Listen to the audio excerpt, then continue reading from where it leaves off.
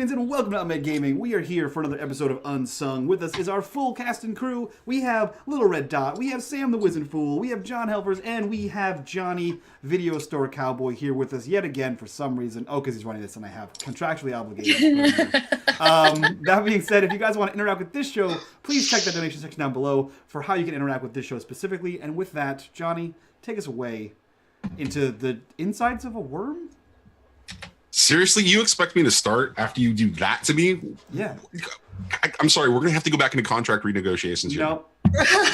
You got 5 weeks. What? Fuck. Damn it. All right. Well, so I'm going to begrudgingly tell you about last week's episode. This is not a recap. This is begrudgingly just, I'm frustrated. Anyways. Perfect. Previously on Unsung.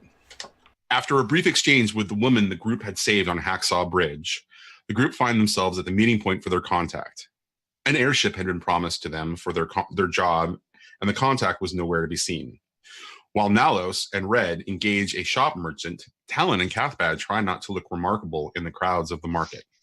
The roof maids that Talon captured notices a man attempting to get the group's eye, and the group finally follows their contract into the Port of Dreams. After twists, turns, many stairways, and an old, kindly dog, the group find themselves looking at the Drake, the airship that will take them into the Northern Azure. Their contact, Hob, is eager to get them onto the ship and out of sight. The Drake, however, is a hunk of junk and needs some attention. Cathbad initiates some unorthodox repairs while the rest of the group discover that Red is actually a skilled pilot of airships. It's Talon, though, that notices that Hob is acting a little too eager to lead and intimidates Hob into revealing that they may meet some resistance in doing their job. Once on their way, the group gets an eyeful with a scenic exit from Adriel. The journey is long and boring, which allows Talon to explore the cargo hold of the ship. He discovers a secret compartment that includes some supplies and something that will allow the Drake to be tracked. When Cathbad is able to make the tracking device disappear, they confirm the suspicion that they are being followed. The circumstances change again on the group as they face a gigantic maelstrom where the compass they possess is pointing. As Red begins to charge them into the storm, they discover themselves confronted with a gigantic flying worm that the compass is pointing to. As the worm moves in to consume the Drake, Red and Alice make the choice to go right into the thing's mouth. In the body of this flying worm, the Drake is now pointed down the throat of this creature as we fade in. It's dark, guys. It's way dark. It's so dark and smelly and nasty, and there are noises coming from this thing, but there's a glimmer of light far down sort of what you assume is the gullet of this thing. Great. Currently, the Drake is lodged in its throat. What do you do? Choke on it. Oh, sorry. So we feel like the ship come to like a stop as it gets lodged in the throat of the worm? So when you come in, Red punches it, it goes right into the mouth, going past all of the teeth. And as you're going in, the light begins to kind of diminish as the sort of the walls of the throat become closer and closer until it finally gets lodged.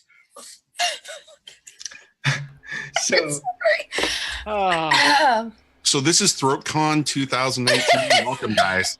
One thing, we're all going to be a lot slimmer. Red, have you ever gotten a wagon stuck in the mud? I have. Yeah, I think so. Well, the biggest trick is to go backwards and forwards and backwards and forwards and just rock it out of the mud. I'm not sure how relevant that is. I feel like we could probably do that with the ship. Just put it in reverse, punch it forward. I hear this conversation happening? I think you're in the same room. I think we're all in the same room. Oh, we're all in the same room? I am on the cannon. So. I'm on the cannon. Yeah. Yeah, Cathbad just... Oh, that's right, you're on the cannon. Yeah, Cathbad just turns and goes, "This is no mud pit." No, it's a giant worm, but I feel like the principle is still the same. It is not, sir. Well, then how would you get unstuck from a giant worm's mouth? Well,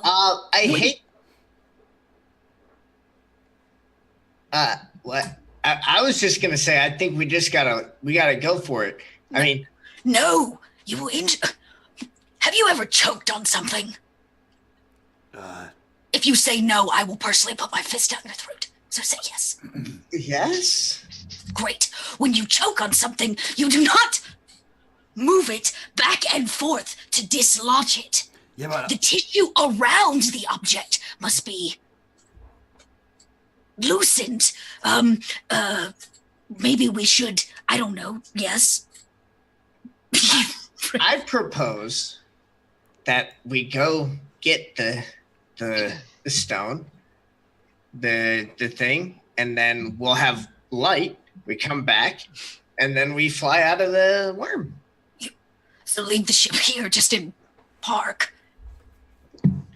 It's not going anywhere. I mean, we've only got I got to imagine this thing has digestive fluid.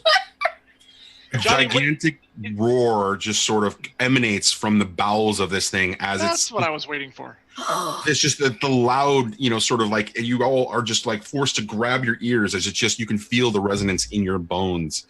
But at that, there is a slight sort of crunching sound as you hear parts of the ship start to crumple a little bit. Oh, you have upset the god. I don't think it wants this left here. Down in the hold, is there anything I can brace the hull with? Because if this thing is gone, we're stuck here, and that ain't happening. So you're going to attempt to brace the actual ship. I'm assuming that, if I hear crumpling, I can look back and say, oh, that's coming apart. That's not good. Yeah, that is my intent. That is what I wish to do down here, because I do not wish to be worm food in any way, shape, or form. Okay. Look, we're running out the clock here. We got to go for the gem and then come back here, and then we'll get the ship out. We'll be faster. At that, Assuming we don't come back to a crushed pile of ship parts. there is a glimmer of light that just brightens a little bit. You all notice down towards down the stomach of the gullet, and when that happens, you hear the rumbling sound, and after a couple of seconds, another roar just kind of passes through the ship as the sound wave just sort of emanates out towards the front of the mouth. I would be upset if I had an airship down my throat too. So I understand where the worm's coming from. I'm going to be honest with you. I don't know what's happening. You said it had sails or like masts on it. There were definitely sails, and there were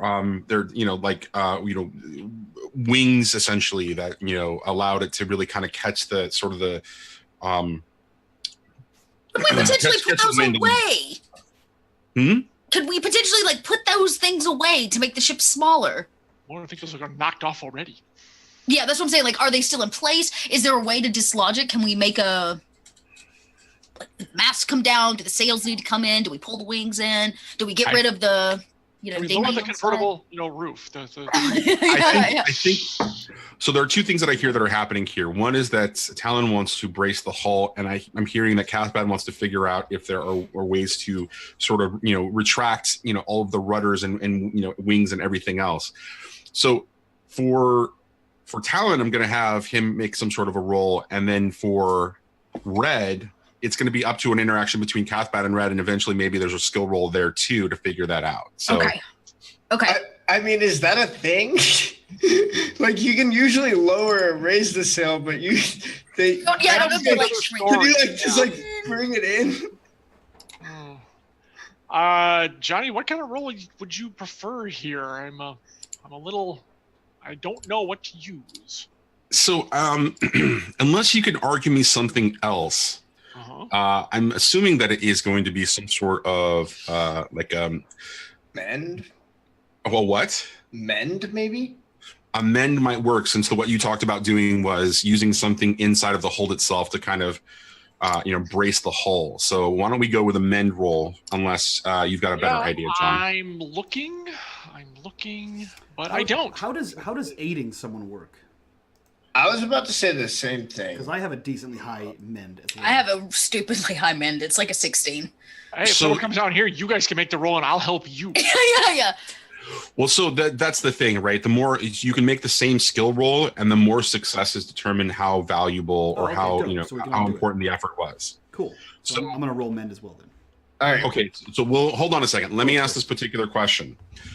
How many of you are going to be involved in sort of bracing the hull versus how many of you are going to be trying to figure out managing the sails? Split the party 2 and 2. Yeah, I'll help with the sails because I'm already in the The piloting becomes a non-issue at this point. Let's be honest. However, wait a minute. He is really confident in his flying ability and his knowledge of airships. That's going to have an advantage here. Well, yeah, but right now we're stuck in the throat of a worm, and so there's really no flying to be done. We have parked. We are really, really parked. So, I mean, we're gonna, once the masts are down, you should get back to the cockpit on the double. But right now, yeah. Can I touch the wall of this, like the throat of this worm, like make physical contact with it? Can I like reach out from the side of the boat and touch it? You could open up the porthole and make an attempt to do that. Yes. Okay. Oh, okay. Oh, so we're like inside of a. Oh, I see what you're saying. It's more like Right. the sub part of our ship. Yeah. Right. Yeah. I'm wondering if I don't get it to. I'm. Yeah. Catbad has a plan. I'm gonna talk to it. All right. So let's start with the bracing. Who's going with the bracing? Nalos, are you joining me? What are we doing No? for that? Same men still? Mend. Yeah, it's going to be a Yeah. men's Oh, men roll. mend. Yes. Fuck. Nice. I 3. It's not a crit, but it's It's a success. Oh, there we go. Hey, I got a 5. Holy crap, I made mine too. Woo! All right. A men skill roll score. Sweet. All right. So you find any little thing inside of this particular, this hold, and you start, moving back and forth, almost just the animosity and sort of, antagonism between the two of you disappears as both of you have a shared task, as Talon and Nallus just move in the, almost in concert with each other, reinforcing and bracing. It's almost as if you have done this in the past in some way, shape, or form individually. You just both know what to do together. And so you do that. You end up reinforcing the hull at various, sensitive points, making sure that, as each roar and as each sort of noise happens, there are little dents beginning to sort of form in the hull a little bit, but the actual structure itself does not begin to collapse around those areas, basically around the sort of the core sort of framework of this airship. And you hear just the pressure condensed as the ship slowly slides forward, but the ship doesn't, the hull doesn't actually collapse. So that's leaving Red and Cathbad. What are you guys doing? So, I mean, if we can, small-in the ship somehow, I'm Yeah, down like- with that. Are there ways to is like a dinghy ship on the side that could be released? Is there maybe a scale tool so I can just shrink the We'd like ship? to pinch it down, like please. VSS What are you, PowerPoint. Ant-Man? I'd like to pinch. I'm trying to think. Here's another question. And I may still have to leave to get a visual of this, but I'd like to get an idea of if we were to do something like rock the ship or tip it one direction, would it dislodge? Is it completely perfect, or it's the internal side of a worm, so I don't know if it's exactly cylindrical, or is there a way to rotate the ship or rock it where we could push ourselves free? So the way it's lodged inside of the throats, you can see that the sort of the foils and the rudders and the sort of the wings are kind of catched to the side. If you were to retract those, the ship might roll a little bit and it might move easier. But the pressure that's already coming from, on parts of the hull indicate that it's not perfect, as if there's muscles that are moving Right. sort of under the surface that are kind of shifting this thing, trying to dislodge it and send it down into the gullet. Right. Yeah. It's naturally. It's just the natural mechanism of the worm trying to swallow is what Exactly. it is. Yeah. Okay. I look at Red and I go, I have a crazy idea. I love it already. Great. Stay here. And I pop the porthole.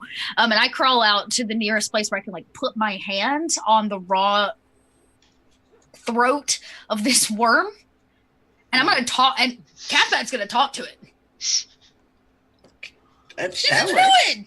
Hey, works. absolutely. Yeah. She's like, shh, you do not understand. We are trying to leave your throat. And she's totally trying to convince it to relax so that we can dislodge. She starts to sing in a song, a strange little ditty to put it to sleep, like a lullaby, a very eerie one. Okay, so Cathbad, tell me what you think is the right sort of skill roll to initiate this, because I don't think any of your special I'm curious abilities. about this too, to be quite honest. I know. Well, okay, so Fast talk. yeah, I'm gonna fast talk us out of the throat of this thing. I thought it would either be a leadership role for Cathbad, because she doesn't lead people, she leads like plants and animals and things as like a druid type thing, or a focus, like the idea of trying to connect with the thing that she worships, which is, you know what I mean, like that like old connection. But I am totally fine if we also want to try to fast talk. I'm okay with either one, whichever you want to do. I'm just going to want you to add a little something extra, a little extra flourish, depending upon whether it's a fast talk or a leadership kind of a thing. Okay, so you do want it to be fast talk or leadership. It's either one of those, whichever one you feel more comfortable with. It just, kind of rolling with, if you, like from a mechanical perspective, but add a little flourish specifically. Sure. That twinge. Okay, they're the same role regardless, so I'll do leadership, because I don't think Cathbad is a fast talker. She like closes her eyes and she says, "I know we have inserted ourselves into your space. I'm sorry. We would like to leave you as soon as possible. Please, relax. We mean you no harm." Roll it. Talking about personal space while literally being inside of it. We've inserted ourselves into Here we go. you. Please be In- low. inner- Yes! Wow. A Fucking A. woman! Nice. It's meant to be! Cathbad speaks to the worm! I am now its high priestess. You know, Oh my God. I really didn't have a really good sort of like success scenario in my head. Oh no. I'm a little like Cathbad, worm whisperer. Worm tamer. What even is this? Oh I broke my the God. game! okay. So I kind of know how I want to handle this. So as you bring your hands out and you communicate all of this, you feel yourself sort of tap into the consciousness of this thing. And the first thing that you get is a response. But its response doesn't actually perplex you or surprise you so much as you get a sense of how primal this thing is, as you get a response of hunger. Hunger. And then as you're what you're communicating with it, as you're kind of giving it a sense of Shh. its desire for hunger just sort of diminishes a little bit, as the sort of the throat muscles begin to sort of expand a little bit, and the response that you get is sleep, and it just kind of resonates through you. But as its disposition is starting to change, you also begin to feel a little sleepy in this situation. Like its connection to you, as you are connected to it, because of what your connection to these worms. Its influence over you makes you incredibly sleepy. What do you want to do? Okay. I mean, do you guys see this happen? I don't know. A Cathbad would like to hang on as long as possible. Obviously, I don't want to fall asleep in case if I break the connection, it goes into hunger mode again. Is she like she's on the deck of the ship, like reaching out and touching this thing, right? And we're all not there. Oh, I guess Red's I guess there. Red would be there, right? Because he was doing Yeah, the guys- sales. we're still bracing the hull. Yeah. I'm wherever we were having that conversation. Yeah. She So told me to hang on. Cathbad's like probably like beginning to get drowsy in that like KO stance as she like wobbles, and she looks up and goes very quietly. She goes, "Shh, it's sleeping. Go now." Am I supposed to take the butt? The what? Am I supposed to take the boat? The whole ship, it basically, I've caused it to like loosen its throat muscles so that we're no longer lodged, right? Johnny's caught in 5-year-old mode. All right. What is happening? All right, well, yeah. I mean, I don't know how. I guess we'll try it. We're not like technically lodged anymore, right, Johnny? Right. So I guess the muscles are beginning to sort of to relax a little bit, and the ship is beginning to kind of swing a little loose. And as you can tell that the ship has sort of dislodged from sort of an odd angle and starts to float sort of in the center. It's still bumping against the sides, but the throat has relaxed enough so that there is a little bit of movement now that it's available to the drink. So here's what I'm gonna try to do. I want to try to like get it, and when it's like right at the point where it's like the bullseye, punch it, so that we can zip forward and not get stuck right again. You know what I mean? So it's like he's waiting to try to like thread the needle to make sure he doesn't hit the gas at the wrong time and just crash us right back into the thing. Yeah, he doesn't want to hit the worm uvula. Oh, that can't possibly go wrong. Yeah, so I'm gonna try to time it up and then punch it. Are you going to do anything else while you're timing it up, just out of curiosity? I mean, if there's any way to like, I don't know, just like drop part of the sail, or like I don't know, maybe like Dot was saying before, if there's some way like when the ships are supposed to be like docked, part of the sail would like fold in. I don't know if there's anything like that with any of the sail mechanics. Red would be like trying to bring that stuff in while this is happening. Okay. But if that's not something I can do, then I'm just going for it. It's totally something you can do, and I'm going to have you make me I think we're going to call it, what did we call piloting last time? Like a focus roll? Yeah. I think I used knowledge to actually pilot, or maybe I was. Or that might have been it. It might have been a knowledge roll. That sounds familiar too. Okay, so let's call it knowledge. All his pestering of the crews he's flown with before. Right, totally. So why don't we call it a knowledge roll? And with that knowledge roll, let's go ahead and have you make it at advantage, since you're making the choice to retract the sails. Yeah. All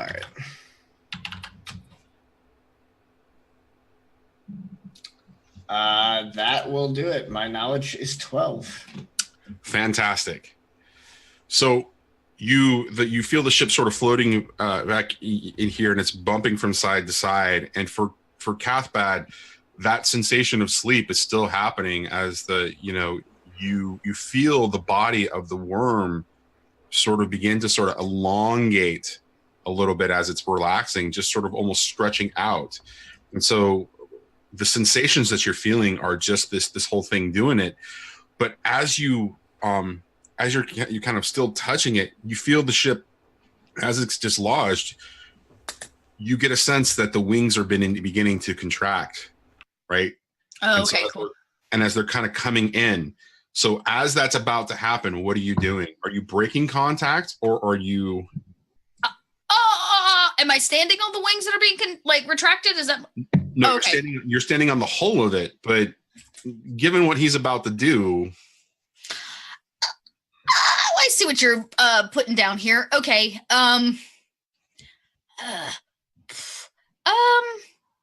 Yeah, I guess I'm gonna have to, right? I'm gonna have to break or be left in the throat of this worm.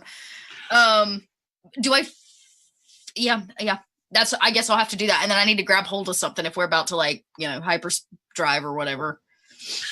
Well, so if you decide to do that, then I'm just we're gonna narrate it now, sort of thing. If you want to do anything else, then there might be a dice roll in front. But if that's what you're gonna do, yeah, I would say that before I remove my hands in my little sleepy stupor, I try one more time to make sure it's really good in a sleep, like parents do when they tuck the kids in, one last time, you hold your breath, and then I say, "Thank you, great worm, as I like remove my hands and find something to hang on to. Okay, you drop immediately. There is a slight shift in the sort of the body of this thing as it just almost as if it starts to awaken again. And you feel that one last sort of connection just going from sleep to hunger. Oh, great. I was supposed to say, as soon as I let go, I'm like, go! I yell up to Red. As Red slams the accelerator as the Drake shoots down the rest of the ship, or sorry, around the rest of the throat, as the tunnel begins to contract and contract and contract just naturally. But then you begin to see the sort of the sinew of the muscles just kind of moving into the skin. And along with that, you're noticing very slight sort of like twinklings as you see that there are crystal shards sort of, embedded in the deeper part of the throat as you come slamming into the opening towards this larger area where you see the bright shining crystal. But as you come slamming in to this opening, you see the crystal flare, and there is this gigantic sort of roar that resonates through all of you again as you kind of slam and crash sort of into the body of it, sort of in front of the crystal. Oh, okay. These other crystals, since I'm hanging on to the deck, I guess, are they growing from it, or has it swallowed them? It's not really clear. They just look embedded. Okay, just embedded is what we know. Okay. Mm-hmm. All right. So as the little crystals all around, do they look the same as the big crystal? No, they look like crystal shards. They do not look like the gigantic sort of crystal. Right. Do they look like crystal shards from like that crystal? Same kind of crystal? You can't really tell. It's not an obvious thing. Okay, cool. Do they look like they're working crystal shards as compared to like the silver glaze inert ones? You do see them glowing, yes. Oh my God. Score. Right, exactly. Looks like we found it. Cathbad goes, I spoke to it. Great. Is it going to let us mine these ore? Probably not. It is extremely hungry. That's the opposite of what I wanted to hear. Did you jump back into the ship, Cathbad? Oh, no, I'm probably yelling back to them. Like down the porthole. Okay, so as you're kind of sitting there, just sort of all of you in the ship and Cathbad sort of on top, the smell begins to kind of overwhelm you. And as Cathbad is able to look around a little bit, and the rest of you are able to look out sort of the front sort of view area, the port, the sort of the glass screen that's there, you're able to take in the shimmering sort of fluctuation of the glow of the crystal as it just increases and decreases, almost as if rhythmically, with a very specific sort of time. It's like it pulses every couple of seconds. It grows and then it retracts. In respect to the intensity of the light, and it grows and it retracts. You begin to take in the scene sort of around you. You're in this large sort of cavernous area that you would assume is the center of this worm sort of digestive system, because you see various sort of liquids just sort of congealing around the ship and around sort of the inside of the around the crystal. Each time you see a pulse, you also see these three sort of weird sort of pieces of sinew that just kind of lead off the top of the crystal up into sort of the body itself, and then come down on the sides of this sort of cavernous room. There's one on each side and one towards the back of the room. And as you get your eyes really adjust, you see more and more in the sort of the liquidy sort of digestive substance of like blood and other things. And you see shapes of things that look like other types of creatures, very small creatures, but just other types of creatures.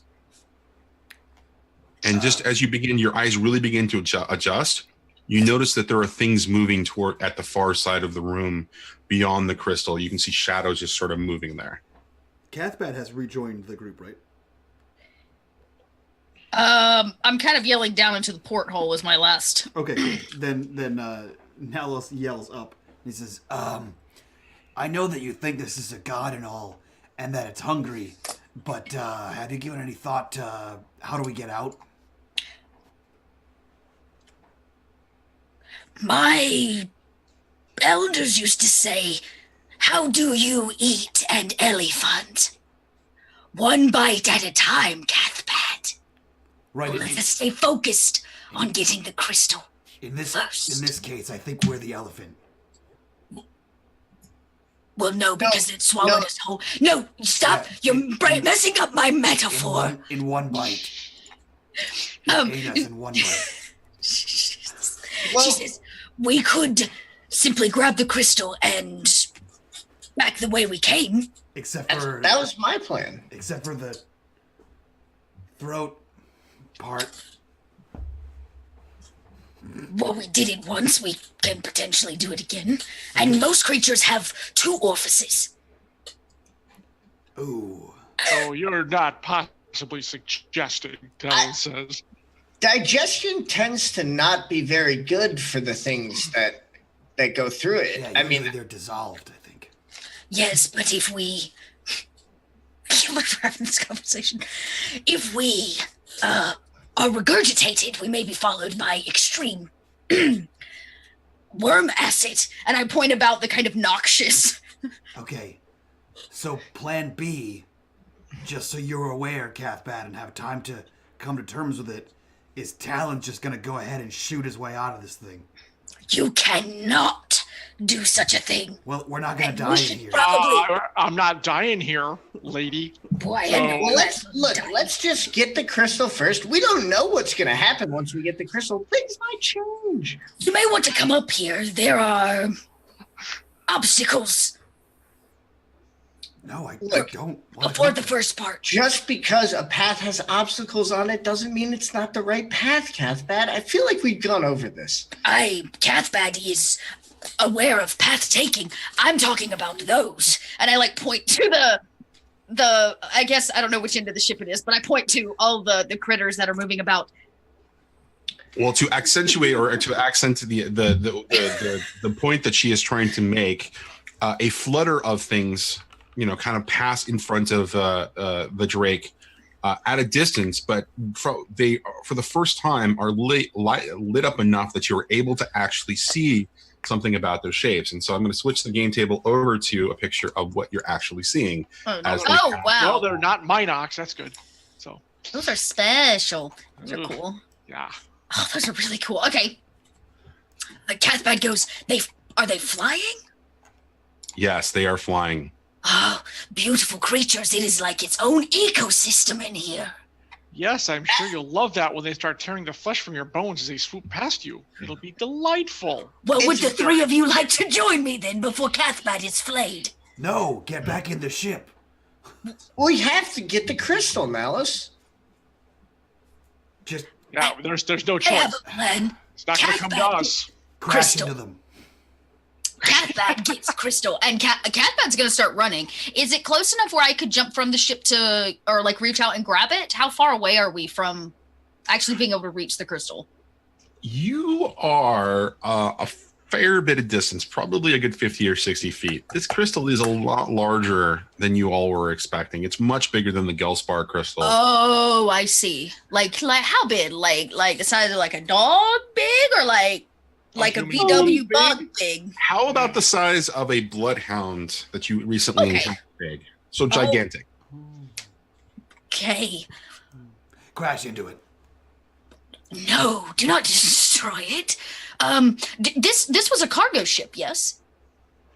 The Drake, yes, definitely. It was a cargo ship. Does it have a cargo Winch? door? Oh. Like a door? Mike, you're fired today. Like a winch? Yeah, let's fucking tow that thing out. Well, yeah, I mean, a winch would work, but I mean, usually cargo ships have a cargo door where you load direct into, the lower... You are absolutely correct. At the back of the ship, there is, in the cargo hold area, there is a door that allows you to load things in, and it basically folds down as a ramp. Interestingly enough, though, that's on the opposite side of the ship because the ship is pointed towards the crystal, not away from the crystal, ass first. Johnny, is there a Red, winch? I need you to back it up. Please There- spin the ship around. Fine. She We needs did to- this all wrong. She needs you to back- Yeah, we back should it have up. backed in. That was a mistake, of course. Oh my god. It all comes together now. Guys, when approaching the insides of a worm, make sure you back it in. Bam! Problem Red, solved. Red will follow directions to the best of his ability. That's what, man. This is why I love Red. Red takes everything as seriously as I do. Do you see it? It is large. The crystal, I mean. Mike, I'm gonna smack that look right off your face. Every time, it's just like I see the way Mike looks at the camera. We take this game seriously. We have to load this giant rock into a ship that is facing the wrong direction. If we, in fact, manage to spin around, we would be in the correct direction to upchuck our way out. Great, Of so the spin it worm. around and load it in the back door. Could not have said it better myself. I bet you could have. I bet I could have. Maybe. All right, I'll pull the. It's an old trick I learned from a sailor called the old switcheroo. So yeah, Red's gonna try to like flip the ship around, I guess. A 3-point turn. In the throat of a worm, a 3-point turn. Well, I mean, but it's like a floating ship, right? So like, if at all possible, what he's gonna like try to do is like, I don't really know how like good these thrusters are, like how dependent on like using sails and air currents the ships normally are to turn. But if possible, he would like try to like essentially use the thruster to like spin them around in the air. Basically, you want to commit a crazy Ivan. Yes. Wow. Okay. All right. So, yeah, I think this is going to be another knowledge check. All right. No advantage this time.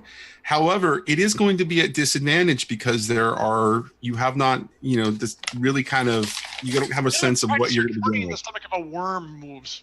Question. Answer. I do have an advantage from one kind viewer from a few weeks ago. You can totally use that and cancel it out so that it's now just a straight up roll. Sweet. All right. Which is also probably a good time to remind people that they can donate and help your ass. We could use all the ass helping today with you. Here we go, Red. There's a lot of ass in the show. Considering where we may be Best going, yes. pilot. Yes. He succeeds. You found a new calling in life. I really did. Red may need to give up the monk life and You become a pirate. Hey, just dual class. You're now a pilot monk. Very simple. Oh, God. Easy. Yeah, I don't think I've ever heard of that in a game before, so I think we've entered unique First time for territory. everything. Yes, exactly. Yep. All right, so I can't wait to tell Derek, by the way. He'll love that.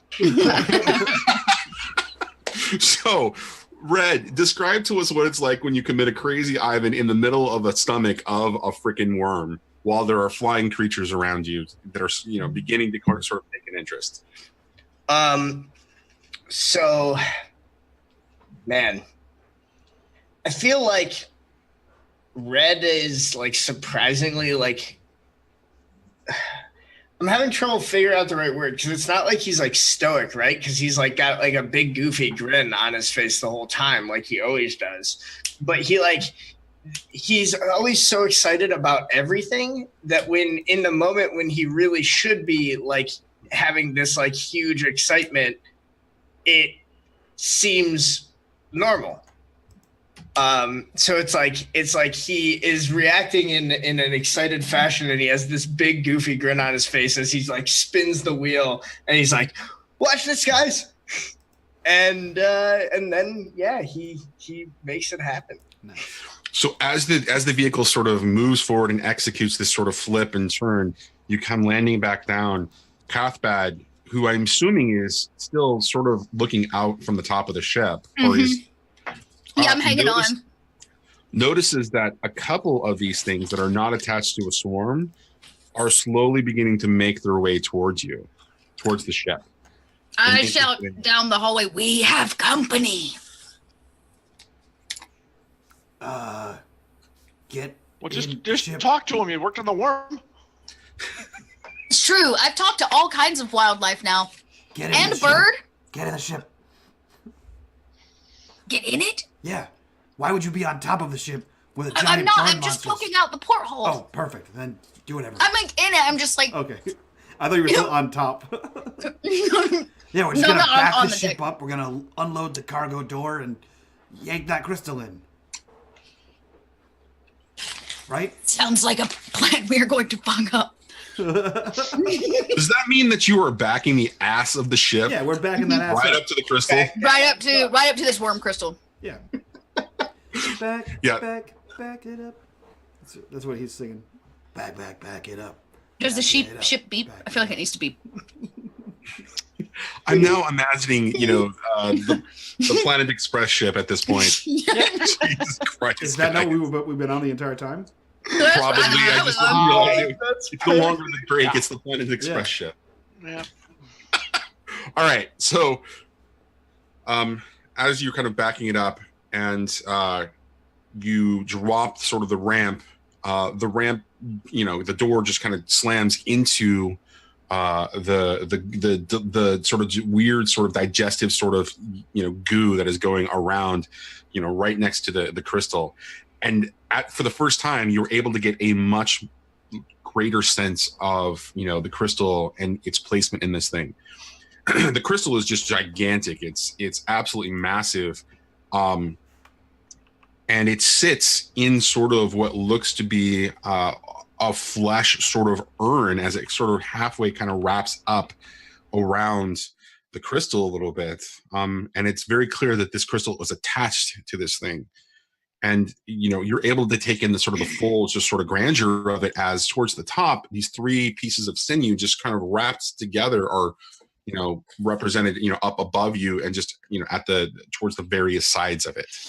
So we're gonna have to detach it, like cut it free from like tissue. Yes. Okay. Cathbad takes this upon herself so that we don't injure this thing. I told you just ram it. Catbed goes, Okay, question. The gravity inside of this worm is is it lighter? Are we heavy? Could I potentially free this thing and push it in with my feet? Like how? Theoretically, we should be zero gravity, shouldn't we? Then we'd all be floating. So that's not quite working out. Unless the ship has like inside has like an anti-gravity. I just didn't know how you were. Yeah, that's a good point. I hadn't thought of that, but you're not wrong. Well, it's not a space worm. We're just flying in the sky. Well, no, but well, that's true. I mean, I guess it's not The planet still has gravity, so it's working on us. well, unless it's in free fall. True, which it's not. Oh, hopefully this worm isn't kept up by the stone. Oh, that's actually worth considering. Don't give Johnny ideas. Wait, so I'm afraid. Okay, well. So what's interesting about it is that every time you see that there's a flash of this sort of like the light just intensifies a little bit just to accentuate. And by the way, that wasn't necessarily an idea you just gave me. It's all part of this anyways. You see that the three pieces of sinew that are at the top pulsate as the light pulses through, and you see that the sort of the sinew move with the sort of the vibration of it coming off of the top of this crystal. So we maybe. Go ahead. Cathbad is now rightfully assuming that if we cut this crystal free, this worm will die. That would be a fair Is assumption. that what you're telling me? That would be a fair assumption, although if you want to make some sort of knowledge roll or I some do. sort of- I do. Is that like an insight? Or knowledge, just straight up knowledge. I see. Knowledge is one. Okay. you could also do an insight roll. I mean, whichever is better for you. I was about to say insight's better for me. I guess that's why I'm. Yeah, go ahead and roll that, and let's see what happens here. Johnny, while she's doing that, Made it. is the other crystals that are like on the side throat, do those look like they're removable as well? And how big are they? They look to be like, some of them appear to be hand-sized, sort of like, like a gigantic fist, sort of, all the way down to really tiny shards. Like they look like they were sheared off, or they are pieces and not necessarily the size of this gigantic hearth crystal. Do they look like they're easily collectible? You could try. Some of them look like they're less embedded in the flesh than the other ones. Okay, cool. Just check it. All right. Yeah, I'm glad I'm here to support you. Thanks. So, Cathbad, you make your insight roll, and it dawns on you as you get a sense of, the visual elements of this. You remember something from interacting with the worm, with your touching with the worm.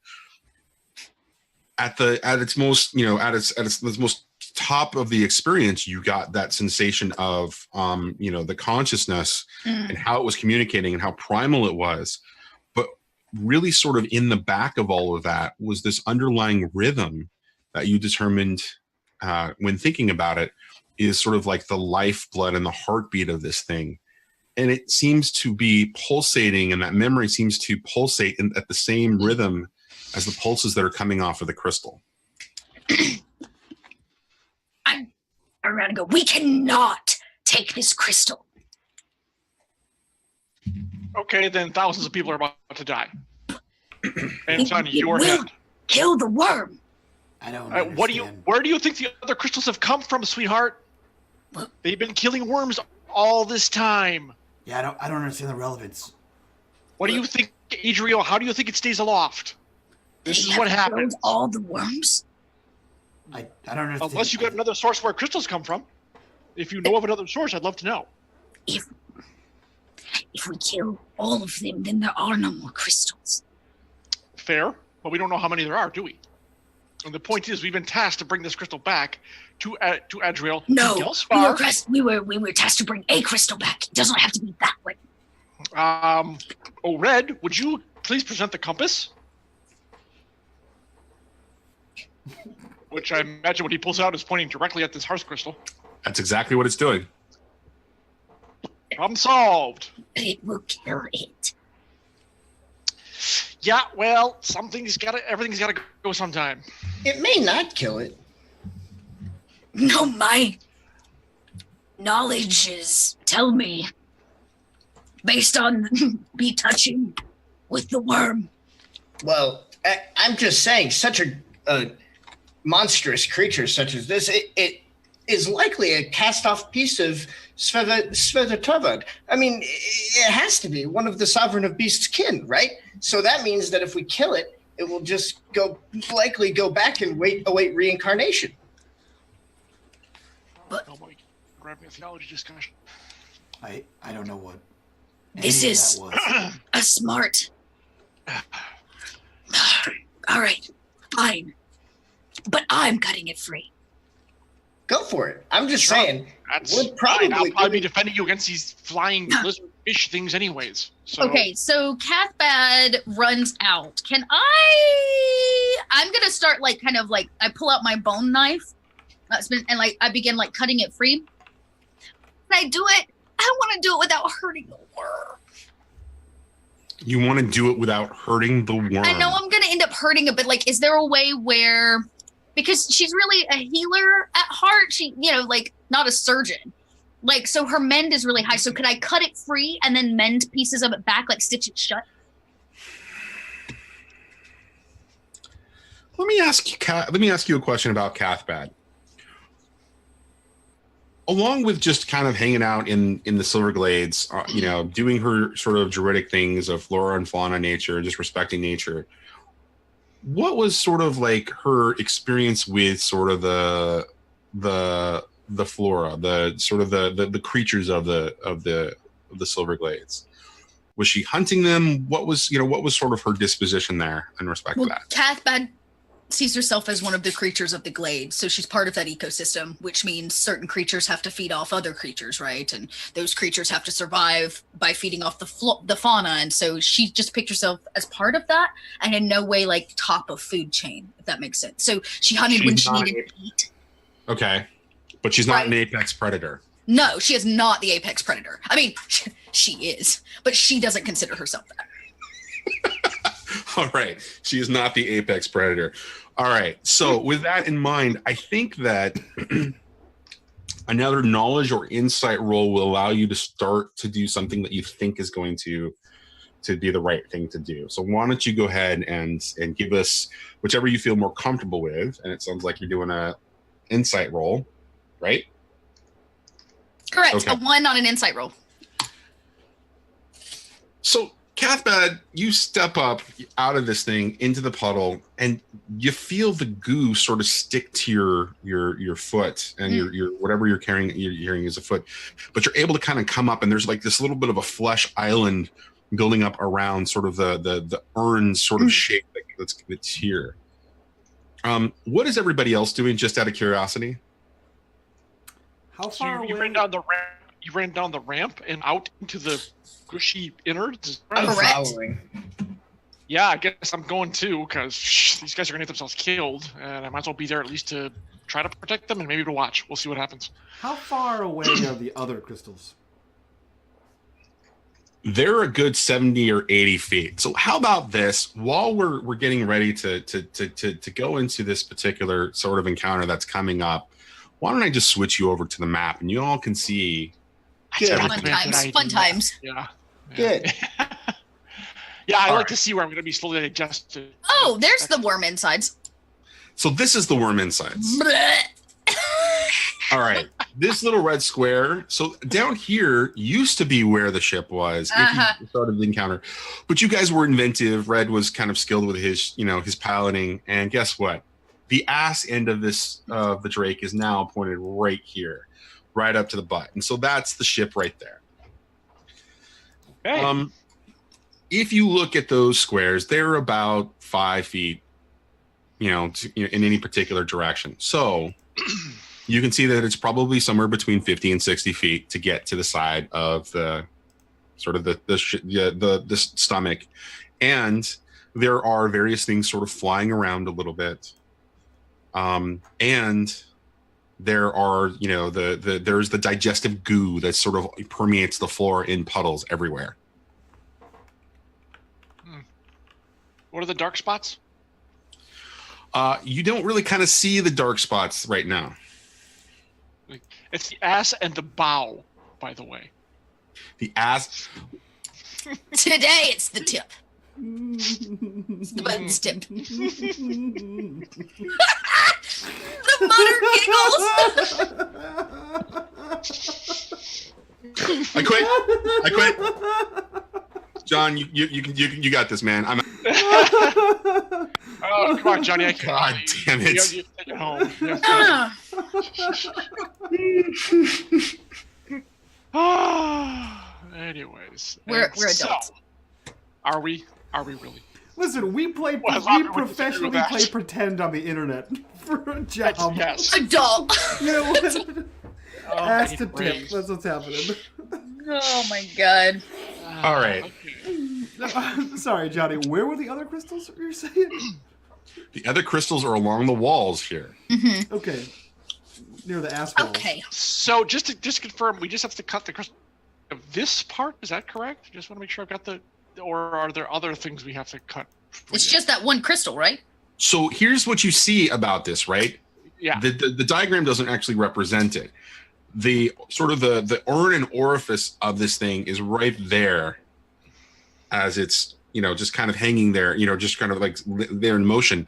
Coming out from the top of it is the sinew leading up into the ceiling, and every time it pulses and like those sinew move, eventually you see these 3 points here also pulsate. It was all connected.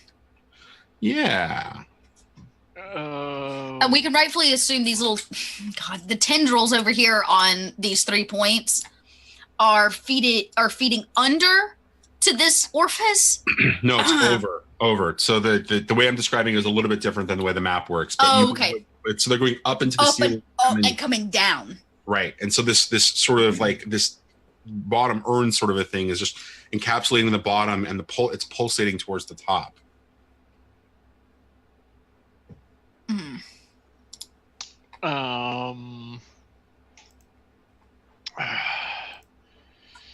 Ooh, right on the money. Okay. Nice. What are you- Thank you. I What just are you made doing?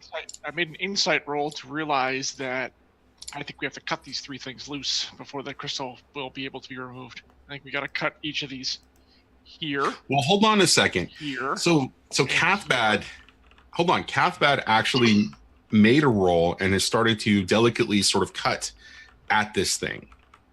So Okay. you mean from like the top, like to try to? No, well, I'm just saying that you've delicately made you've made your roll to be able Okay. to start to figure out how to to extract this thing in a way that you think will not hurt the creature. Okay. So I just want to get this right. All 3 people are on the ass of the ship. Right. Down. With red, just in the Bad's on the orifice. Yeah, you're on the orifice off the ass of the ship. Mm-hmm. Red is on the ass of the ship, and Talon's on the ass of the ship. So you're just a bunch of asses? Just a We're bunch of just people a hanging bunch of out, asses hanging in out off a the ass. worm. Cool. I want to Yep. point out that there is a severe absence of Nalos, whether anyone notices it or not, because you're very focused on the crystal. I would like to notice. Nalos is Where's not there. Nalos? He is moving quietly about 70 feet to the ass of the worm, Shh. Okay. to the crystals, See. to the right. bundles of crystals that are collecting on its... Yeah. And I thought I Walls. only did this for money. Interesting. So I'm going to start bringing your pieces onto the game table, Onto and the that way. Okay, cool. Drag them Yeah, over the we ass. can actually place ourselves on the. Ass. All right. Yep. Wow. Way too. That could be trouble. Big.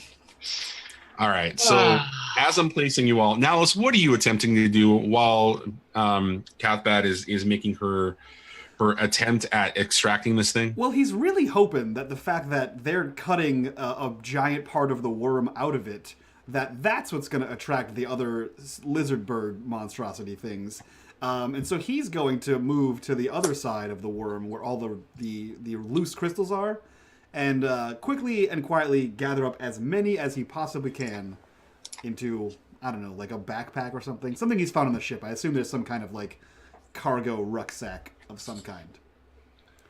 Okay. Seeing the power of crystals and knowing what they're worth, these are very valuable to a very specific employer. Really? How specific of an employer is that? Very specific. His own employer. Okay, so your 4 game pieces are on the table. Nalos, I'm assuming that's where basically you are. You're up top here. We've got Talon here. We've got Cathbad here. And we've got Red here. Okay? Is everybody aware of that? Correct. I'm moving. Okay. All right. So at this point, I'm going to describe a couple of things, and then we're going to find out what happens next once I describe what you guys are seeing. Okay. So first and foremost, the 3 of you don't notice that Nalos has just kind of moved off in the distance, and so we'll deal with him in just a second. So as Cathbad begins to take her bone knife and begin to cut, you notice that the urn sort of flesh around the crystal is very small. It's not very small. It's very, very loose. Like you're able to start trimming it away, but what you realize is, whoa, what just happened? Oh, okay.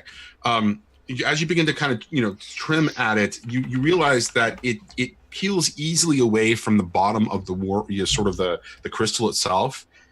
And at some point, your knife kind of sort of jabs in, and it drops, and it really does become sort of an orifice as the muscle just sort of retracts into itself and leads down, and there's like sort of a gaping hole there.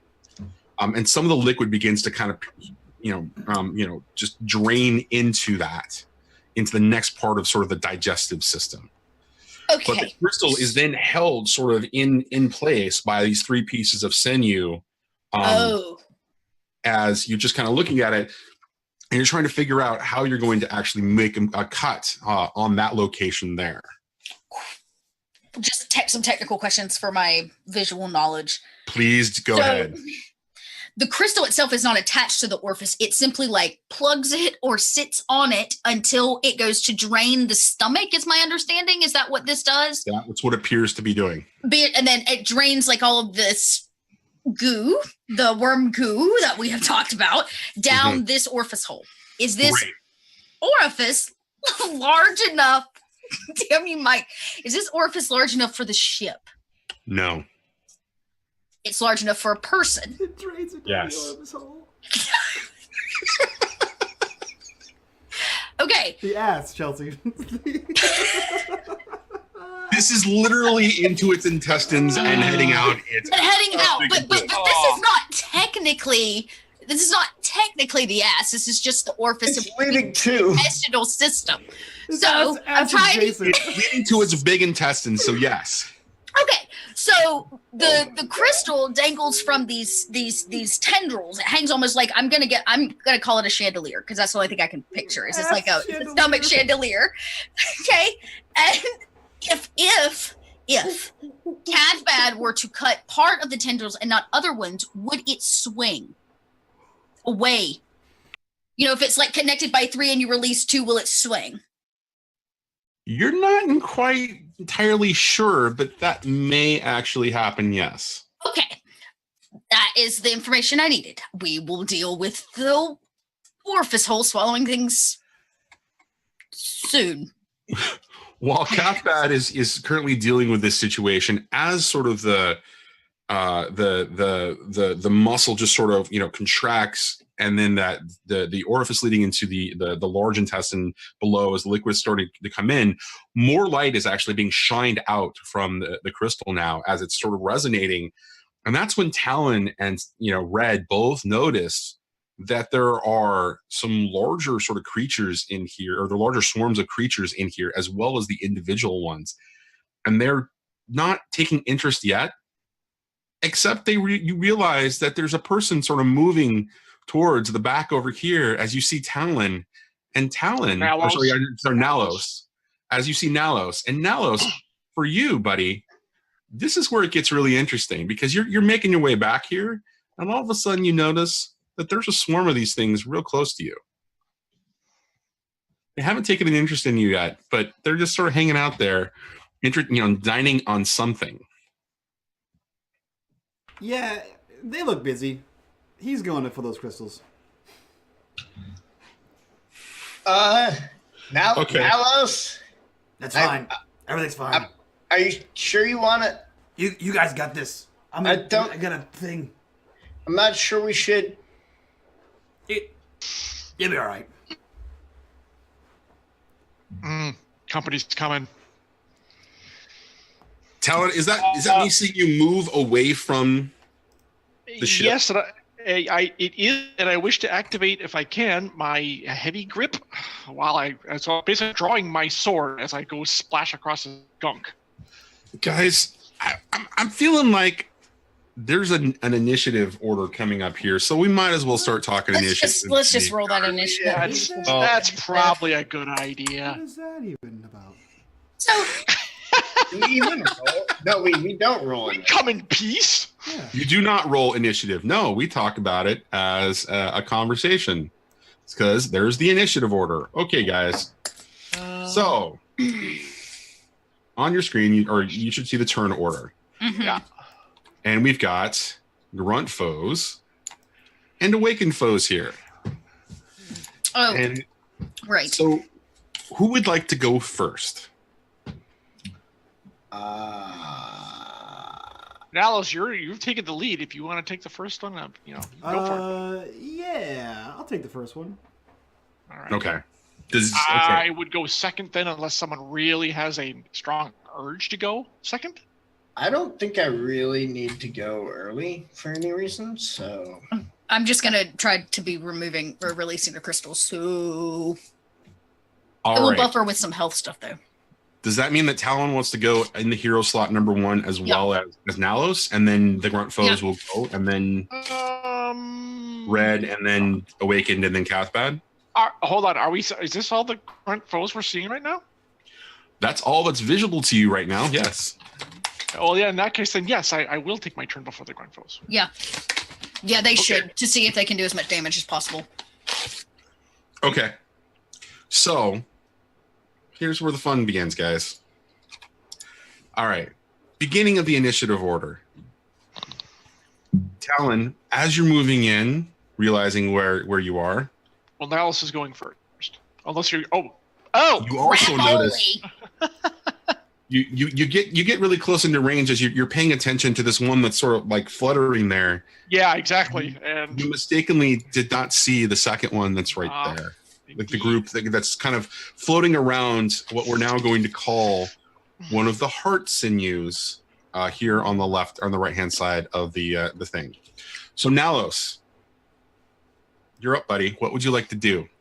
Where are the crystals? Can you give me a little ping there? You're going to be about here. So at this point, you're basically going towards the back of the sort of the room. Like We're just going to say that there's a wall there where there are some crystals there. Like there? Yeah. There? Yeah. Okay, cool. Yeah, I'm going to use my move to move over here. And do what specifically with the rest of your actions? Pick up the crystals. Make me a Endurance. Make me an endurance or a sleight of hand, whichever is a much better roll for you. Failure. All right, so you kind of you begin to kind of grab up at some of these crystals, and you're starting to pull, but you're realizing that they're kind of stuck in the flesh of this thing, and you're going to have to use your blade to sort of cut. And so you begin to sort of slice into it, and this like sort of gelatinous sort of goo kind of comes out. It's not quite the consistency of blood, but it's got a darkish sort of color, and it begins to cover your hand as you're able to dislodge one of these pieces. And the piece that you're able to dislodge is about the size, like half the size of your fist. Is this caustic? No. Okay, then he's gonna keep going. Okay. Is that like a slow action? I assume to start pulling this shit out of here. Yeah, so that's a slow action. If you want to do it twice, then yeah, you're. No, I moved as a slow action, and carving this shit out would be a slow action. Yeah, so he's gonna be here carving shit out. Okay, so you've essentially got one piece of crystal or about the size of. He puts it in his backpack. And You selfish bastard. You're sort of like watching this one sort of there. You're readying your blade when you see another swarm of these things kind of move around, and as you get closer, there's like 4 or 5 of them there. You're beginning to sort of hover there. They haven't taken an interest in you yet. What do you want to do? I'm sorry, are you talking to me? Yes. I was talking. Sorry, Talon. Sorry. Thank you. Okay, okay, yeah. If he kind of freezes with the sword out, like, ooh, that's a little bit of trouble. Going to try to cautiously walk past, and he's actually going over here if he can make it.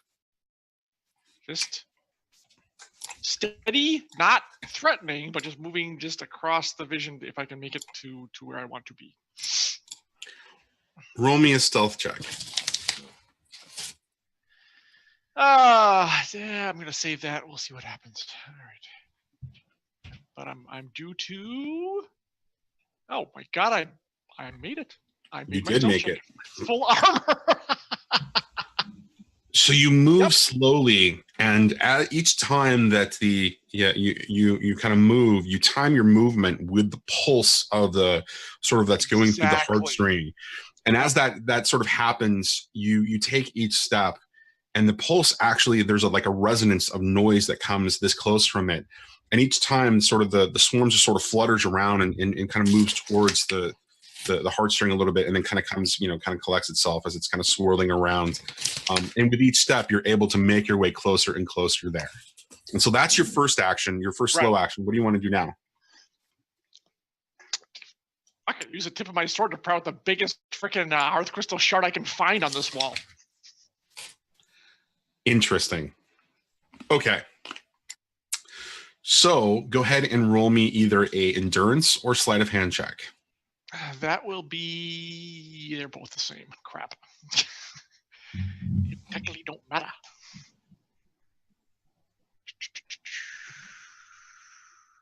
Oh, 16. That's a failure. Okay. So it takes an incredibly long time for you to do the same thing. And as I described with Nalos, you started digging away with it, and you eventually cut the side, and you pull away a crystal that's about the size of your fist. Nice. And when you do that, it's it glows and its resonance is just sort of there.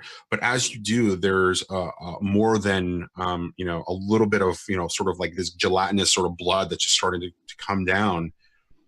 And as it starts to kind of flow down, you begin to hear the noise of chattering as you realize that is attracting the interest of the swarm that's behind you. Crap. And so we're gonna cut to the grunts. Oh. And so this guy over here, I can actually get onto the correct layer and move him over. Let's see, how far is he gonna move? He is going to move. Ooh, nasty. He's going to move over here, and he is just beginning to move in your general direction. Okay. And he's just kind of taking an interest. The swarm hasn't made a move yet because they're still kind of doing their thing. Red, you notice that there is something moving sort of in the shadows coming in your general direction. Just a couple of different things, in fact. Excuse me. Oh, give me just 1 second as I make this happen. More of these sort of individual kind of creatures that are kind of floating in your general direction. And so, what do you want to do, buddy? Do they look like they're going to attack me? They haven't taken an interest in you yet, although they are taking an interest in Cathbad.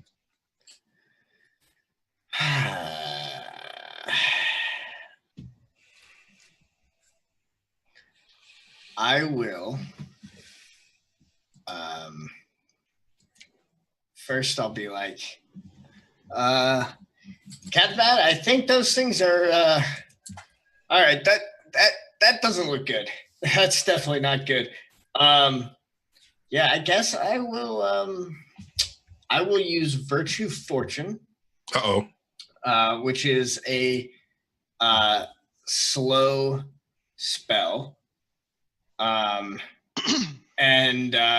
So I've described this one before. He kind of does a red, does like a little flourish with the prayer beads and kind of claps his hands together and they begin to glow a little bit. And he's going to give Cathbad a plus or -2, whichever is you need for each roll. And then as my second thing, I am going to move kind of in between Cathbad and those things. And then I guess I'll wing a dagger at one of them. Well, none of them have I'm worried that if I attack, they're all just gonna swarm me. Is there any like holding action in this game? You sure can. Yeah, so to activate your triggers, you have to have a held thing. Held. Yeah. Unless it's free. Unless it's free, yeah. Yep. But can you hold something that's not a trigger? No, I do not think so. I don't think it's allowed by the rules. I mean, you don't have to spend all your That is actions. correct. You can just not spend your actions. Right. But you can only do a trigger in response to something. You can't hold an action to do Yeah. something like on an enemy turn. Yeah, exactly. What do you want to do? I'm gonna hold off. I'm still holding out hope that with the stealth and everything, that we may be able to avoid the worst of this. But I feel like winging daggers at these things is not a good way to go about that. Okay. And so that's it? That's all you're going to do? Yep. All right, sir. So as this is all going on, Crap. Nalos, you also notice that the chattering going on from the swarm that you just passed, they're starting to take a little bit of an interest in what you got going on there. And so they move slowly in this direction. And you see a couple of them starting to kind of lick, kind of go in and try to lick at the blood a little bit. And they're starting to kind of what looks to be like feeding on this thing. No! How big is the wound that I left in this thing? It's, just a nice, sort of like 6-inch cut or whatever. It's enough, but you notice that not all of them are able to get in, and some of them are kind of, trying to sniff around and look, and one of them bumps into you. but doesn't really take interest in you yet. Okay, I'm going to find another one of a similar size and try to remove that as well. Okay, but this is the awakened. Oh at right, this point. shit, sorry, I thought that was the end of the turn. No. So they're kind of bumping into you. Okay. Talon, you also begin to notice that these things are kind of moving in, and they're bumping against this other sort of one over here and bumping it out of the way as they move in to try to do that. And of course, you're getting more jostled as these things are kind of taking an interest in it. Mm-hmm. Okay. Well, I would move out of the way, but I can't move, so I have to wait till my turn. So that's, I'll try to make myself as relatively inconspicuous as possible. As relatively inconspicuous as possible. Yeah. And so we actually find ourselves at the point with Cathbad. Cathbad, you see Red has moved into position next to you, and the motion has sort of grabbed your attention as you see 3 of these sort of winged things kind of moving towards you. Okay, well, I gotta stay true to my plan, but I'm gonna take 2 free actions. 1 to cast Healing Factor on myself. That way, if they hit me, if I take damage, I get to roll a d6 to heal. And then I'm gonna take a free action and cast Wild Spring on Red to give him a +1 damage die on your next round. Nice. Okay. So you will get that little buff too, since they're kind of coming at you and you're playing that. So there are 2 free actions for you. Now, Cathbad's ready to start some surgery on the internal workings of this worm. Okay. I have questions because, I can't take a turn without asking a question. So Cathbad's getting the vibe that this is kind of functioning like a heart. Right? It's like a central place, and these vascular pieces are feeding to it. Yep. If we were to, say, remove this and then reconnect the tendrils to themselves or to other crystals, could they be replaced? It's like open heart surgery. Only on this you're worm. inside of the pig. Except we're kind of inside of it. I'm just wondering because, as I remove these, I don't know what else to call them other than veins that are feeding to this crystal. If the veins then attach to themselves, does it create a circuit, like its own closed circuit, without it? Or is it actually feeding outward, I guess is the question. Because if it's feeding from it, there ain't shit we can do. How much anatomy would you say that Cathbad has had in hunting and eating the creatures of... I would say quite a lot. If nothing else, the heart is used a lot in rituals and things of that nature. She plus would they're tasty. Plus, they're tasty. She also has spent a lot of time trying to commune with the leftover spirit of the worm in which the glades is built on, like the skin of the worm that the glades are built on. So there's also that just general connection to the creature, but I don't know that matters in this role. I'm just interested. There's no role that's going to come here. You would know that the sort of the life force of this thing emanates from this crystal into the body. So once it's done, it's just kind of done. You would know, yes, that you are essentially murdering the worm. Cool. Okay. Well, I don't think there's a whole lot I can do about that other than try not to put it in as much harm as possible, since I guess we have to have this crystal. So I will start cutting away the tendrils. I would like to leave this set of tendrils that are connecting it to this back wall open. So really what I'd like to do is start with the left hand tendrils here, or the right hand ones. All right. What kind of a role do you think this is? I've got an idea, but I'm kind of curious what you think. I'm interested in it being a mend roll, but that's just a me thing. It could probably be, I don't really know. Because mend is all... Mend is the closest to a medical skill. A medical check. That I would completely agree with. I think that mend makes a lot of sense here. So why don't you go ahead and roll this a mend roll? Good. I have a 16. Let's not botch it. No! Oh, wait. One time I need to actually make a decent roll tonight. So wait, hold on. What is wait. What is your number? Because between your 16. So You're you right. have a -2 from my spell. So you meet 16. So I meet 16. So I do make it. It's just not very good. Good All enough. right. No, it's perfect enough. Cathbad, as you are beginning to kind of cut at this first sort of tendril of sinew, you notice that it's wrapped together. But as you begin to kind of shave away, you notice the sort of the way that it attaches is almost like suckers from on an octopus. The way that it kind of attaches, and as you're kind of popping these sort of things, they begin to kind of shrivel up and turn black and die. And it's very obvious that this thing is beginning to die. And so at that, you just see that the tendril just sort of turn black slowly. And for Talon, who's standing next to the one that it's attached to over here, the pulsating is beginning to stop, and it's just getting slower and slower, and the blood flow is beginning to stop as well over here. Ew. Okay. But for Couchbag, you realize that you've done exactly what you need to do, and it's beginning to kind of just shrivel. And at that, you hear a roar just sort of emanate from the entire thing, just in rage and pain. And it's the emotion and the thing is so overwhelming, Cathbad, for a second, you hear it, and it just says, pain. Cathbad goes, we're hurting it. Stop stabbing it. Just so you know what my plan is, because I think it'll take me every turn probably to make this happen. So Cathbad's plan is to cut the right one, or the right ones, the left ones, and then try to cause this back tendril to swing so that she can actually start swinging it and push it and snap it to sling it to the back of the ship. Make sense?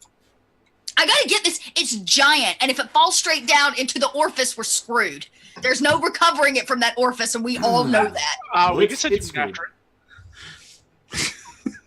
There's nothing wrong with the intestinal adventures of the crew of Unsung, but let's continue on. Intestinal adventures of Cathbad, because she drops it, she goes and gets it. Episode 8, The Great Lemmywinks.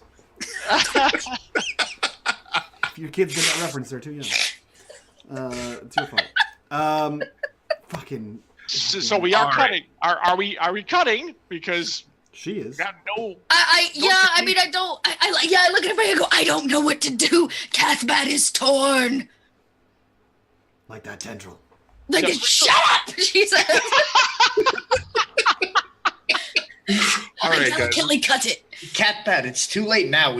There's only one path forward. You've already made the decision. She changes over to the sad mask. It has a single tear painted on it as she continues her operation. That's my turn. And we get to the top of the initiative order. Does anybody want to make any changes at this point? No. I don't think so. I'm good. Yeah. Nalos, what's up, buddy? Yeah. So I feel like this could be 2 slow actions here, Johnny. My intent is to remove another one of these stones, but I'd like to do something as part of that action. I want to cut another stone out, and I don't necessarily want to be delicate about it, but I do want to cut it out. And then I want to drop to a knee and take some piece of cloth and then clean these crystals and then leave the cloth there and then move. Is that doable with 2 slow actions? I'm thinking that yes, that is doable with 2 slow actions. I'm thinking that since you're not going to be delicate about the first one, this feels more like an athletics or an endurance check. Sure. I fucking nail it. All right. My endurance is a 16, I think.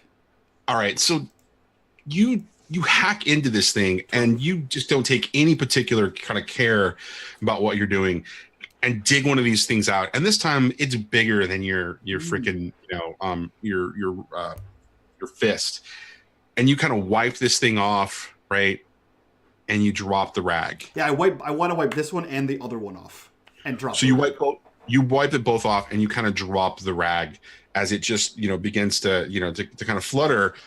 The swarm just kind of takes an interest and kind of moves into the ones that were kind of dealing with being the peripheral, just kind of move down and are starting to grab for it. And now is this a cylindrical nerve ending here? Can I walk around the backside of this thing?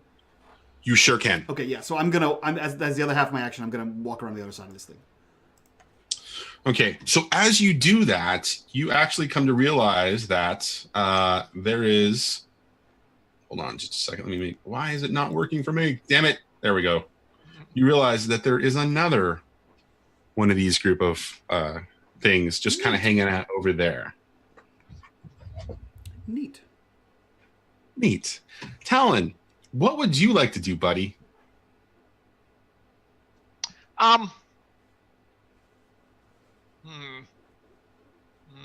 I got my crystal. That's good enough for me for now. I am going to sever the heart sinews over here. Do you have like a separate sort of like employer that you're working for too that we just don't know about? Just out of curiosity. No, only the guy who I'm bringing him my Rift Mage, and I'm bringing him potentially a Hearth Crystal Shard if he wants it, but I might do this for myself. But I'm only working for one person. Okay, just making sure, because it seems like two of you really have interesting motivations to obtain some of these things. Well, okay. I know how freaking, like you said, it's value, and I have to say, it warms my little black mercenary heart to see Nalos going after the Hearth Crystals. That is, he's in it for Cathbad shuns you all. not just the honor of his house. He's in it for the money too, which I find. No, he's getting these for his house. That's his employer. That's his employer.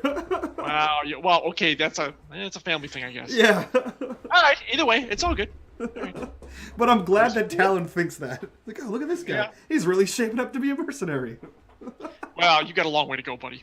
I don't want to be a Long mercenary. way to go. All right. So, do I need to? It's a stationary object. Do I really even need to make a hit roll on this thing? It's, Well, so I will if you want me to. It doesn't really matter. Well, so what are you trying to do to this piece of sinew at this point? I have a big sword. It's called chopping it in half. You're right, but so what you noticed after Cathbad did what she did, this thing is starting to shrivel up. Yeah, I'm gonna finish the job, and I'm not gonna be kind about it either. So. All right, make me a roll at advantage. Oh, that sounds delightful. I mean, the 7's good enough to penetrate anyway. Let's see if I can go for the crit, though. Oh, so close. I'll take the 7. So here's the thing. I just wanted to see how well, if you hit it, I mean, it's so damn close, you're going to hit it anyways, but I wanted to see pretty much how well. So we're going to treat it like as if you hit it with max fucking damage, because you made your hit. And so when you do, you slice through this thing immediately, and it's still sort of shriveling up and, doing its thing. But as it's still, there's still a little bit of, sort of life into it left, it just kind of slices open and starts like, flopping around. Spraying you with all kinds of like this gooey sort of bloody mess. That I didn't really want to happen. Serves you right. Crap. The hors d'oeuvre is served. Well, I've done my part here. I feel like Nalos looks around the side of his and sees it just water weaseling onto him, and he as he starts to pop another one out. Oh boy! At which point this one right here, and then you're gonna make that move there. Yep, I did my part. I got my stone. I cut that thing. My job here is done. I gotta. Great. Now I gotta clean my armor. So now, as you're making your way in that particular direction, that one starts to follow you first. As the rest of them are still sort of feeding, but they notice that they're starting to be, there's like kind of a smell from the swarm. But this one hasn't been able to get in on the sort of the feed. Right. And Well, I'm hoping that they're going to stick to this because that's the easy blood. So, yeah, but I understand what you're saying. I've got a small one coming after me. Delightful. All right, and it comes and it kind of just swoops in, and it comes in and makes an attack at you, and it's going to bite, and you're going to have to make me a dodge roll, sir. I will. Well, I'll try to. Let's put it that way. My dodge is not terrific. Would you have a 4? I got an 8, but I rolled a 17, so it doesn't really matter. Yep, I'll have to take it. So, yeah. All right, so it's going to do 1d10 plus 5 minus your toughness, which is? My toughness is 8. Because I raised it from going from tier 1 to tier 2. And I think it was a good thing I did that. Did you? That's fantastic. Minus 8. Yep. And you are going to take 6 points of damage, sir, as it kind of bites in and just kind of, grazes your armor, and you feel a little bit of a dig in one place. It's another flesh wound. All right. But so I I'd like you to take also a stack of vulnerability versus your willpower. So roll your willpower, and if you fail, there's going to be a stack of vulnerability there. Johnny. Oh boy. I'm a little shocked. A little shocked that you did that. All right. Yeah, you know, I'm really a jerk here. I'm terrible about it. Well, you kind of are, because my willpower sucks. Yeah, just ask Mike. I'm terrible about this. Let's see. Well, that'll do. All right, not this time. So you kind of you shrug it off, and right as this thing just kind of flies past you, just in its swoop to bite you. Vulnerability. Ooh, Red. I do not like that at all. Okay. That's Yeah, These are starting to move in towards you at this particular point. They all begin to make their move in, and the first one moves past and makes a bite at Cathbad. Johnny, to be clear, these are just like individual lizard things. Okay, and the big ones are the swarms. The big ones are the swarms. Okay, cool. Okay. So go ahead and make me a dodge roll. Fun times. Oh my God, Arv! Really? You show yourself out, sir. Real fun times. Here we go. Okay, dodge roll.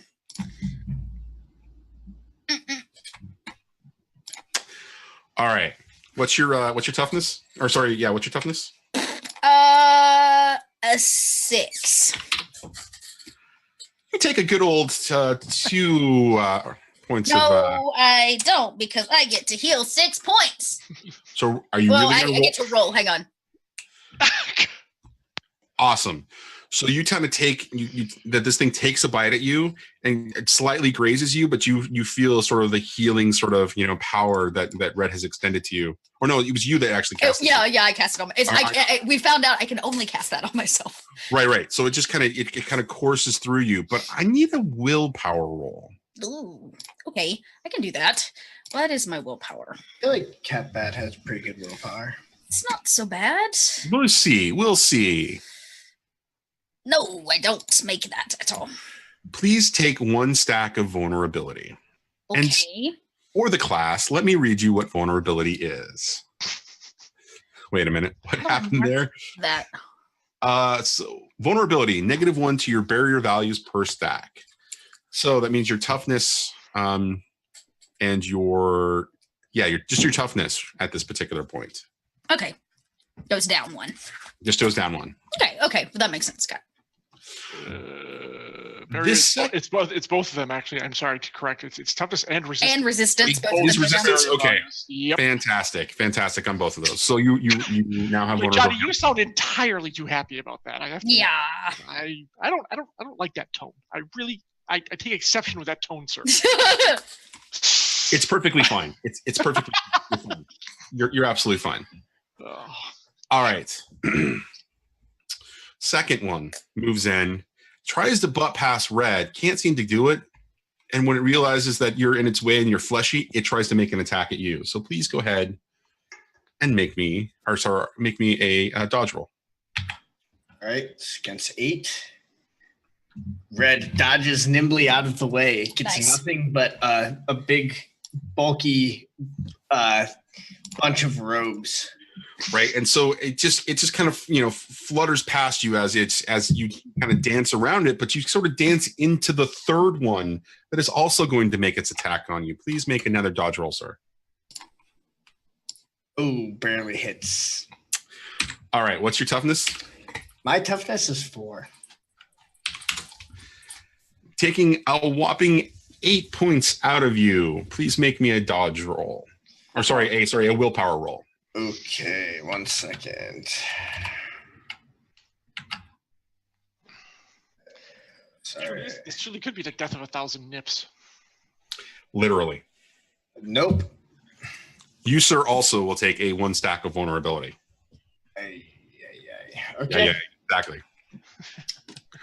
Which leads us to Red. Red, you are now up, sir.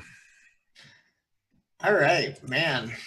I got 1 stack of vulnerability there. So the nice thing is I did take 2 hits, which helps me with my Vengeful Revenant. So my penetration goes up as that sort of weird sort of aura begins to culminate around Red. His battle spirit coming alive. And I guess the first thing I'm going to do here is... Cathbad, you're not actually hurt, are you? Because you healed, didn't you? Correct. And don't forget, you have a damage die from me as well, an additional one. I do. You do, yeah. And that only lasts for the first attack I take each on the turn, correct? It doesn't really say. It just says damage. Let me double check what it says there. Plus 1 damage or healing die to target's next action. Okay, so next. Yep. All right. In that case, I will take a little swing here and try to see if I can use the extra damage die on that. So I will lash out with a Kie strike on this one. Okay. Oh, and that is a crit. Holy crap, dude. Seriously. Okay, nice. So it's max damage with an extra die. Max damage is 2d6, so that's 3d6. So that is 18 damage as Red stabs out at this thing with his spear infused with the power of his chi. The power of awesomeness compels you, sir, as you slice into this thing, and it just there is like this gash that just sort of runs along it, and it starts to bleed profusely, attracting a little bit of the attention of the other two. They're not sure what they're supposed to do. They're kind of fluttering, but they kind of smell the blood in the air. Oh. And so that was your first action, right? Did you? And you took the extra damage to that one? Yeah, that was the first one. Okay, that's your first action. What do you want to do with your second? Man, oh man. I think I'll go ahead and take another swing here. Jesus. I'll go for it. I'm afraid of what you're going to do, buddy. That'll do it. And that clears my penetration as well because of my Vengeful Revenant. All right. So let me roll damage here. Nice. That sounds great. Another 9 points of damage. So he does like a stabbing strike and then sort of pulls back and whirls the spear around for another blow. Jesus Christ. So as this thing just sort of like, as you take another one and just another slice just appears and it starts to drip with the blood, one of them kind of, one of the ones right there just kind of reaches around, bites at it, and it just goes falling to the ground and it starts to consume on it. And so this one, here, let me get into the correct space. This one just goes down completely. It's gone. And there is this one right here, the one right next to it, is starting to feed on it. Awesome. All right. And so now it's and then there's nothing else you can do? Nope, that's my turn. Okay. So now the swarms are starting to get really interesting. This first swarm over here, swarm number 2, that was really interested in sort of the blood going on, by this sort of heart, this heart sinew over here, is finding that its source of blood is gone and is now beginning to take interest in something else. And it moves over towards Talon as it realizes that Talon is sort of covered in blood and swarms in to make an attack. Hey, Talon, you want to do some? Do I need to do a dodge? I'm busy driving Mike insane over here on the chat. Let's see. Oh, dodge. Yes, of course. Right. So you are going to do. Wait, hold on a second. What? Come on! I just rolled a 1. You rolled before I actually told you what you needed to roll for. Actually. Well, a 1. Well, you can keep the roll, but kind of give me a little bit of patience here. Okay. All right. So it would have been an acrobat or an athletics check. Oh, but totally. It would have been, I think, athletics, I believe. Actually, they're both pretty good for me. Athletics, definitely much, much better. Yeah. Awesome. Okay. So I'll still take my 1. Yeah. Well, it's still kind of, it comes in and just sort of swarms around you and just kind of, they just sort of flutter and you're able to kind of move and dance through them and kind of get yourself out of the way as they make their attack again on you. Okay. So Roll me another acrobatics or athletics check. Okay, well, better than a dodge roll, so I'm not really complaining. It's made it again. Yeah, I am Neo.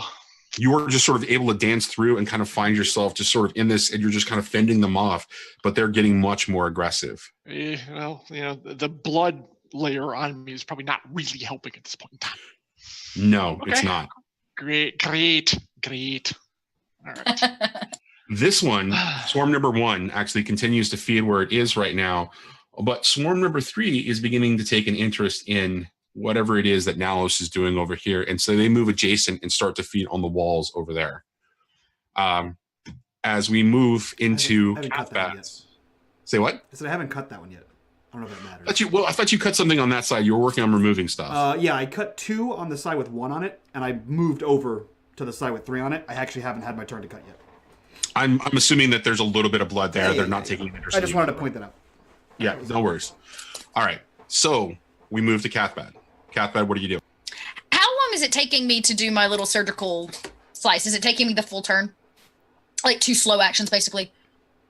For the most part, it is. You can probably speed it up with a crit if you do your no, it's cool. I just didn't know if I could make it like 1 slow to make a cut, 1 slow to attack, but I'd rather stay focused on my original plan. You're welcome to do that. It's just your roll will be it'll be a normal roll. There's no Right.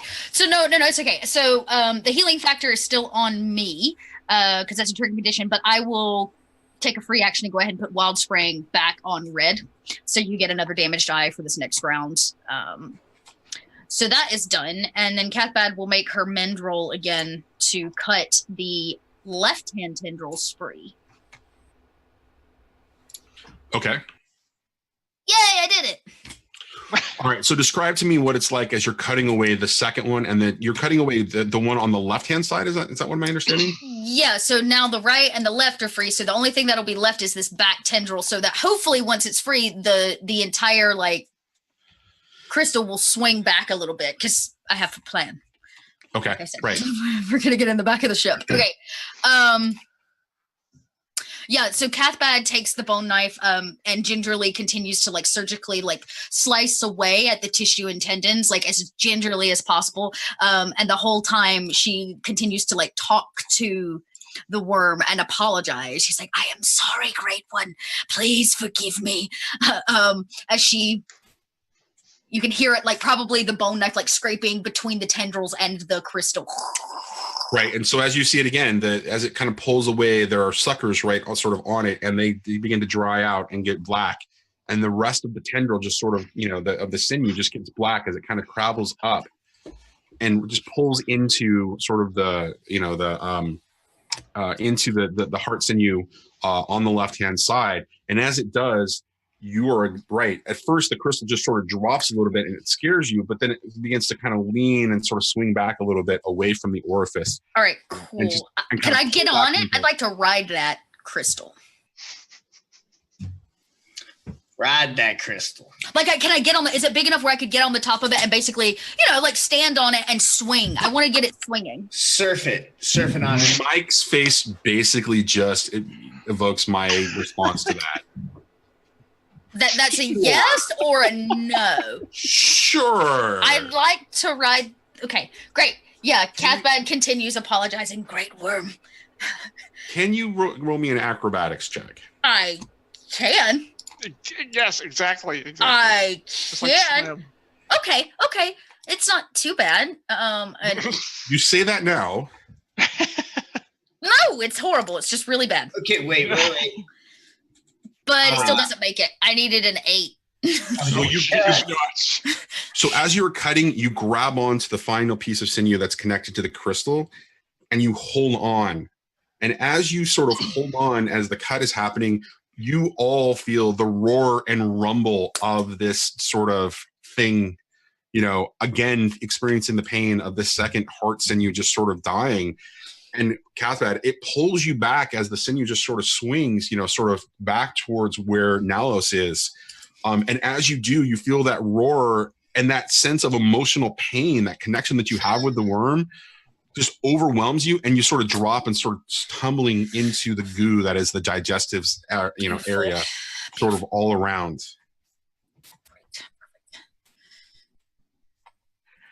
And now we're back at the top of the initiative order. Good. Great. I don't like what's happening. I have no interest in changing my shit if no one else does. Yeah, I mean, I'm good. I'm good. I'm good. All right. Oh, go ahead. Go ahead. I'm going to, because I've been forgetting to do it, and I guess especially since Sam is being attacked, I am going to use my free action. And good, it's field distance. Target hero may make their next fast action as a free action, so that's to you, Red. So he just kind of looks over to you, sees you fighting a bunch of things, like looks through a cloud of these things flying around him and goes, Red, leave on the wind, and points to you. And then I proceed to spend my 2 slow actions, Johnny, to remove 2 more stones, clean them off, and drop the rag. Just give me 1 roll for it, for your 2 freaking, right? I'll give you 2. The first one succeeds. The second one is a little bit messier. Okay, and do you do exactly the same thing? Yeah, I want from 2 this thing. I assume it's like a tree trunk, right? Like I put my arms around this thing. I want to get from 2 separate locations, like opposite sides of this thing, cut them out, and then clean them off, and then drop the rag again. And then that's it for me. And then they go in a bag. Okay, so as you're cutting the first one, you kind of clean it off, you shove it in, the blood begins to flow, the swarm kind of moves in and starts taking an interest. As you do the second one, you kind of dislodge it, and it kind of gushes out a little bit more. You've hit a vein or something that's just kind of, with initial spray, and it just goes all over you. And the swarm, the stragglers on the swarm are starting to take an interest as they just kind of start to pay attention to you. But they aren't like moving in for the attack yet.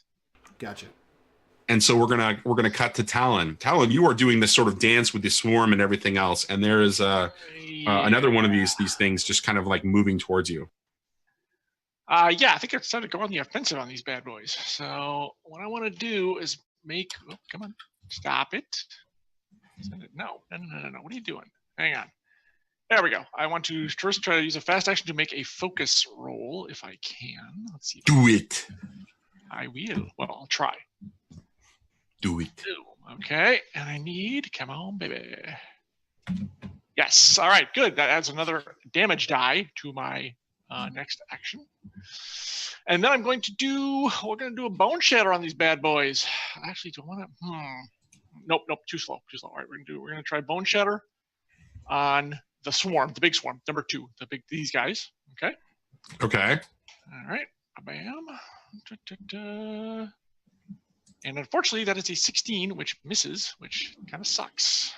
So as you kind of swing into the swarm, attempting to kind of give it all, these things all just begin to kind of move out of your way and dodge as they just kind of your sword sort of swings right through the center of the swarm.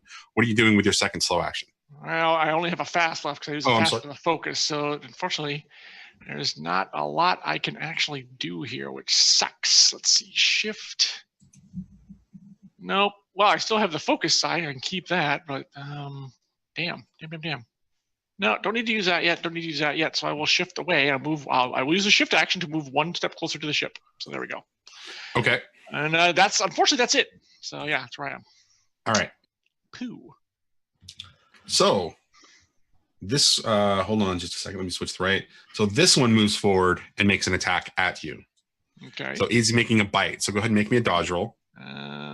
Okay. Oh, so close, but not. He's going to tag me.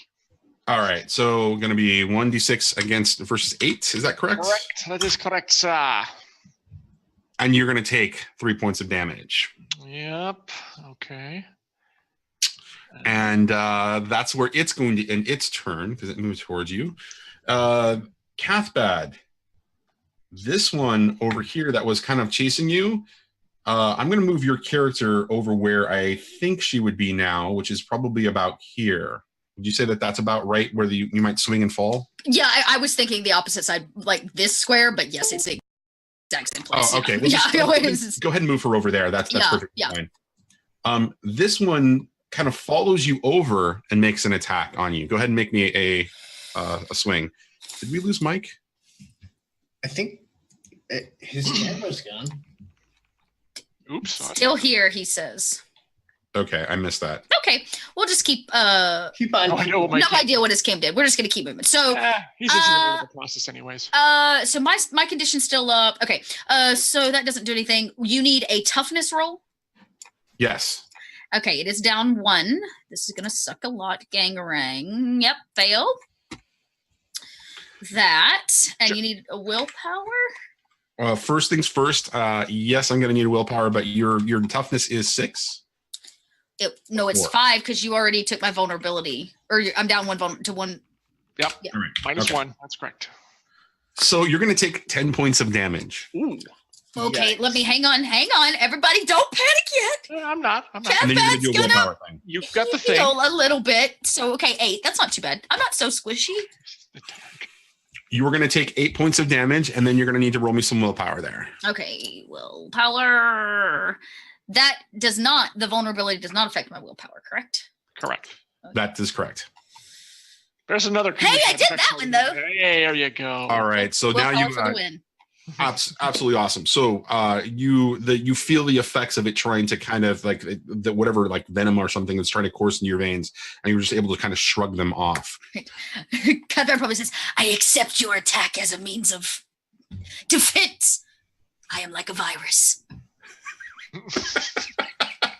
All right. So Red, you see that this one right here is beginning to continue to feed it's continuing to feed on the one that's on the ground, but from behind it, you notice that there are a couple more sort of moving, in that general direction, moving closer toward you as they appear to be taking an interest because the area that they are feeding is now dying on the worm, which leads us to Red taking his turn. Red, what would you like to do, buddy?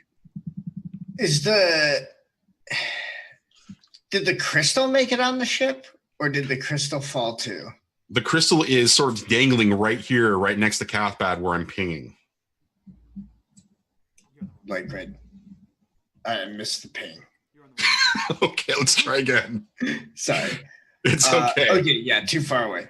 All right. I will try to fend off some of these beasties. I will attack the one that's feeding. So hopefully I can make a feeding frenzy kind of type deal. Okay. Sounds great. So let's take a swing.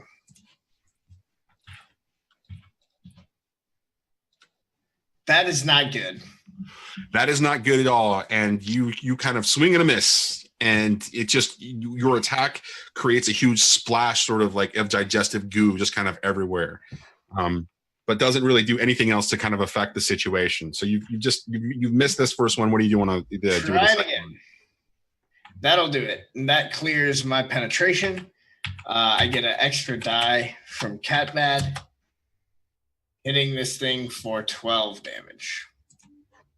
All right. So you kind of slice into this thing, and it just croaks as it's beginning to, it's doing its feed thing, and it just kind of looks up at you as it's just continuing to feed. It knows you're attacking, but it's still hungry, and it's consuming. Oh, and I can do a fast action as a free action because of Nalos.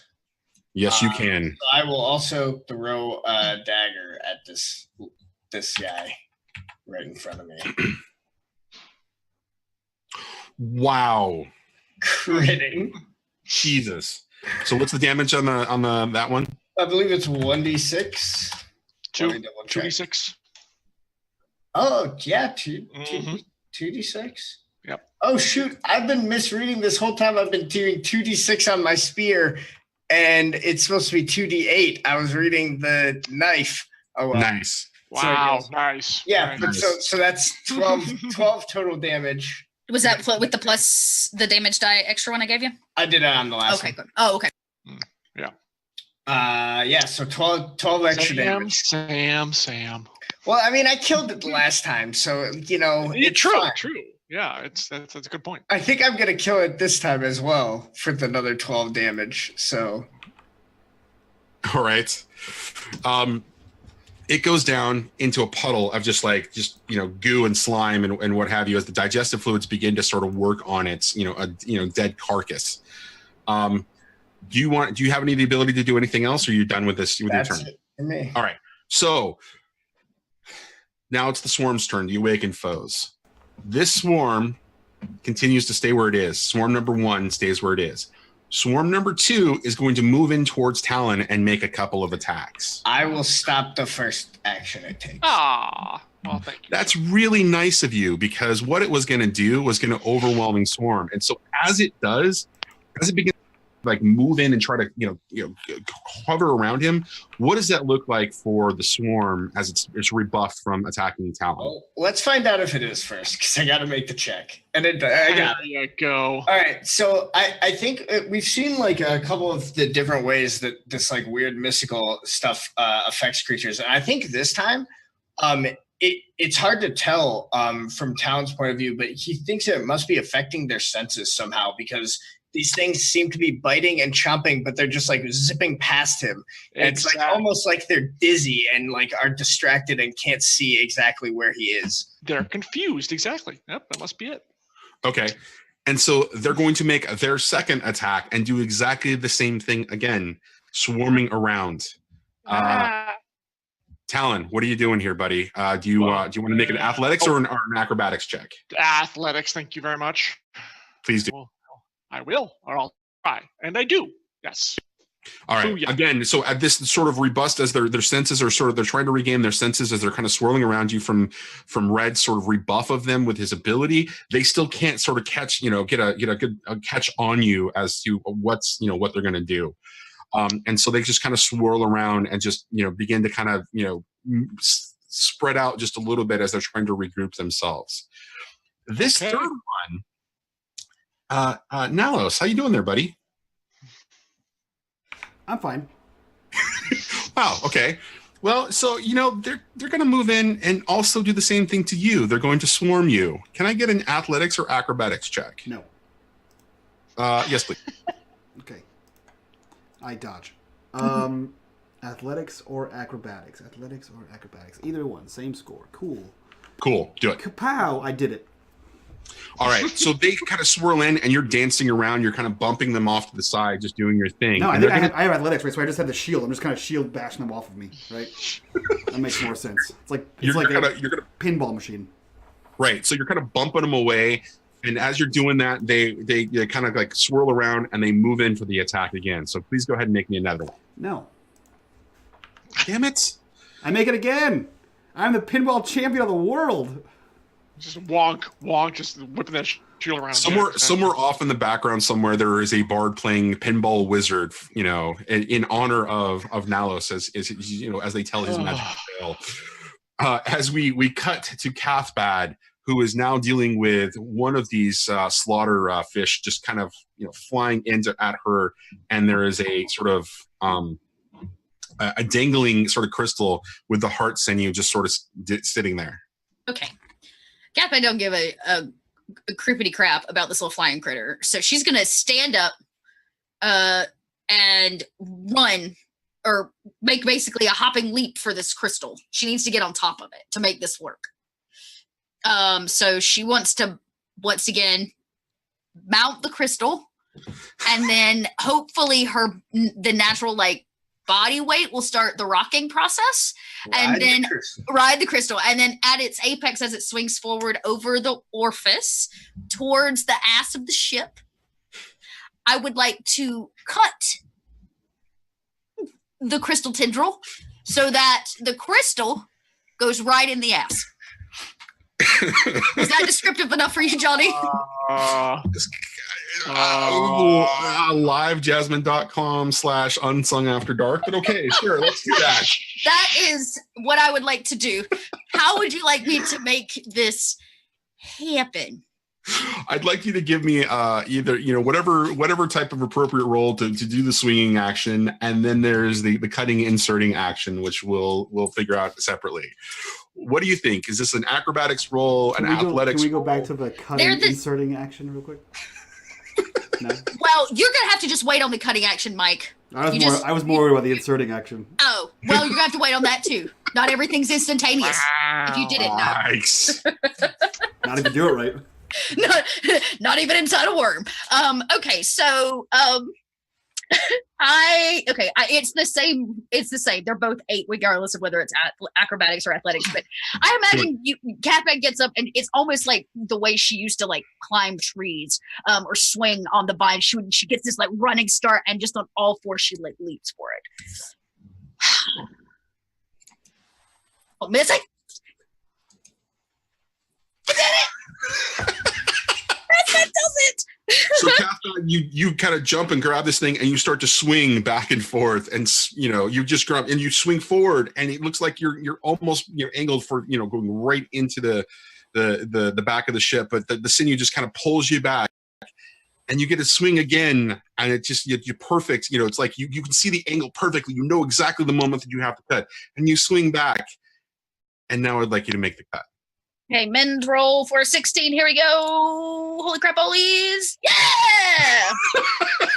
So as you kind of you're making this happen, you're kind of swinging it back and forth, and you realize that the cutting motion is just at the right moment, and you swing and you slide, ass first into this thing, and you just insert that right into the cargo container.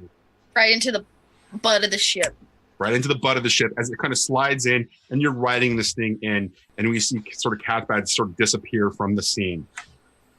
Now, top of the initiative order, before anything else happens, all of a sudden you begin to hear this dull thumping boom coming from this side of the map.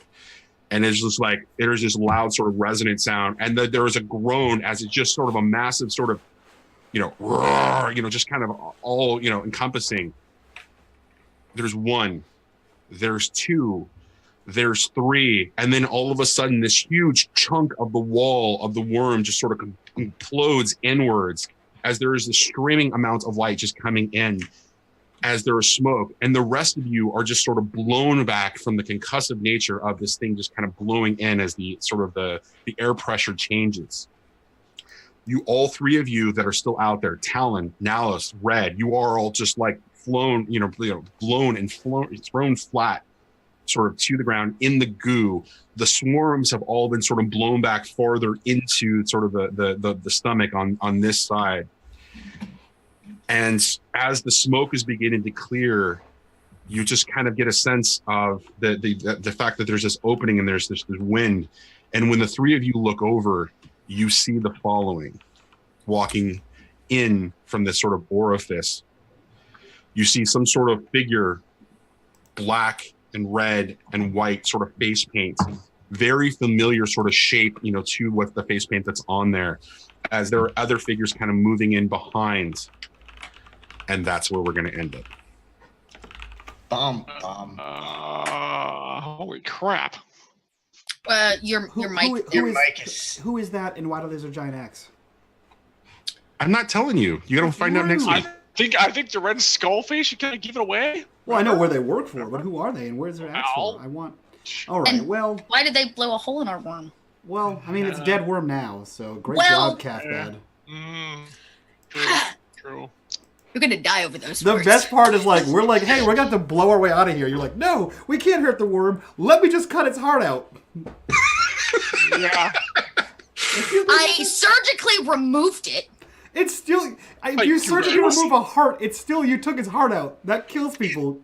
It was still a pretty good sort of move on her part. Let's be clear. She made each of those rolls. She's quite the surgeon. I wouldn't piss her off. That's right. Do you want to? Don't make me cut your heart out. There's an old like YouTube video called Llamas with Hats, and in the first episode there's like a dead body in the room, and the guy stabbed the llama stabbed him and ate his hands, and the other llama comes in and he goes, why did you stab him 30 times and eat his hands? He's like, oh, I was hungry. He's like, that kills people. He's like, oh, that's all I can think of Catbad right now.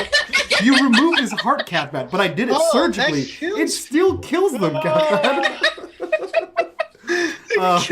That kills people, Carl. That being said, guys, this was another episode of Unsung. I think This is an episode of Unsung. We had a lot of ass talk, a lot of tip talk, a lot of insertions, and it was a good time. So We got lodged at one point. we got lodged, we got unlodged, some got large, some got orifices. Still lodged. they were all There was orifices. ice melt, there was skyworm. It was all crazy. They were liquids, things were moist. People went to sleep. Yeah, while worms everything. went to sleep. That's true. Everything was moist. Yeah. That being said, let's get some introductions from our cast here, and we'll get the hell out of here. We'll start with the wonderful Little Red Dot. Who are you, Chelsea, and where can we find you on the internet? What are you up to?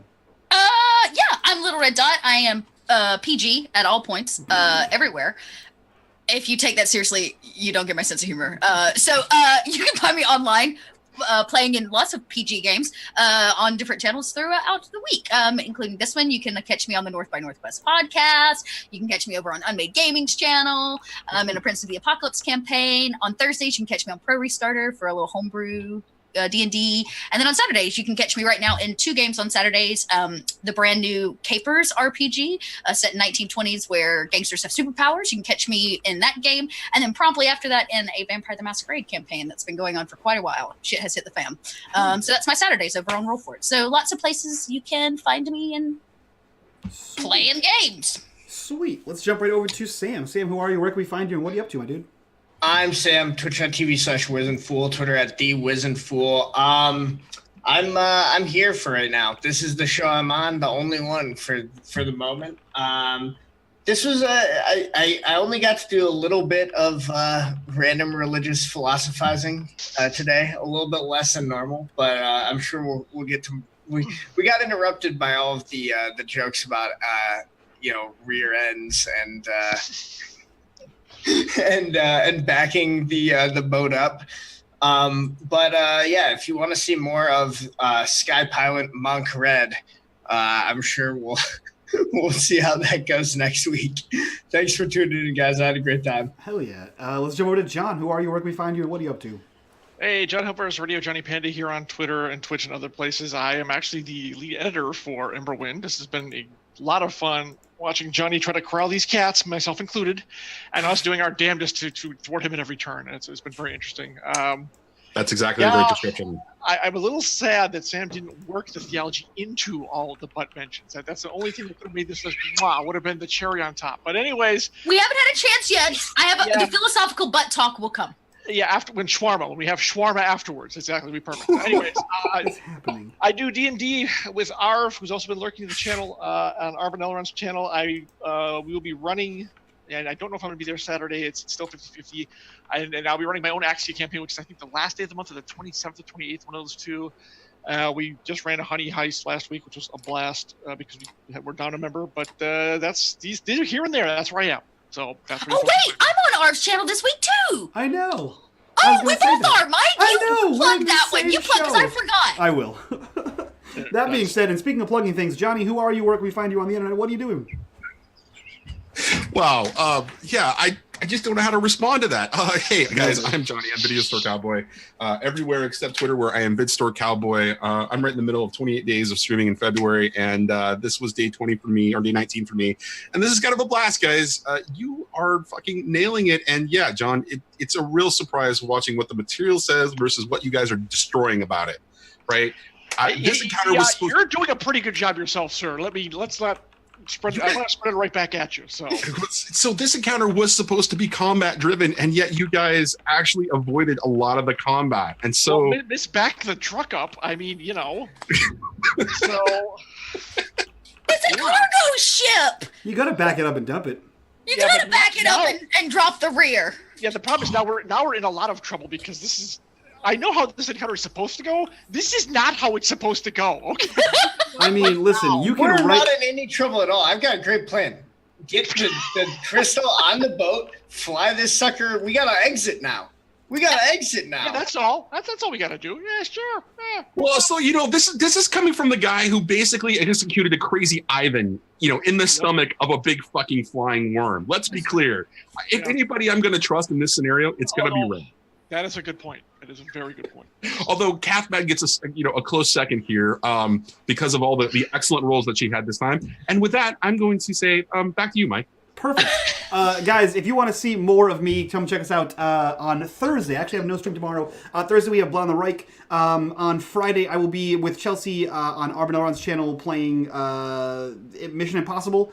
Should be a super fun game. And then this Saturday, most important, is the February 12-hour charity stream, 10 a.m. to 10 p.m. Eastern Standard Time. We have some D&D. We have some Numenera. We have a brand new game made by one of our community members, Petra. It's going to be a super awesome time. So definitely come check that out. Last month, we raised $500. We're trying to break that again this month. We're going for another $10,000 in 2019. So please come check that out. Tell a friend. And we'll be posting a bunch of links for that kind of stuff. And yeah, with that information, guys, we're going to go host one of my favorite human beings, Laugh Love Lindy. She is playing, I believe, some Call of Cthulhu? No, she's playing some D&D. So go check her out. She's a lovely little bean. And with that, guys, we'll see you guys later. Bye-bye. Thanks, everyone. Take care. Bye.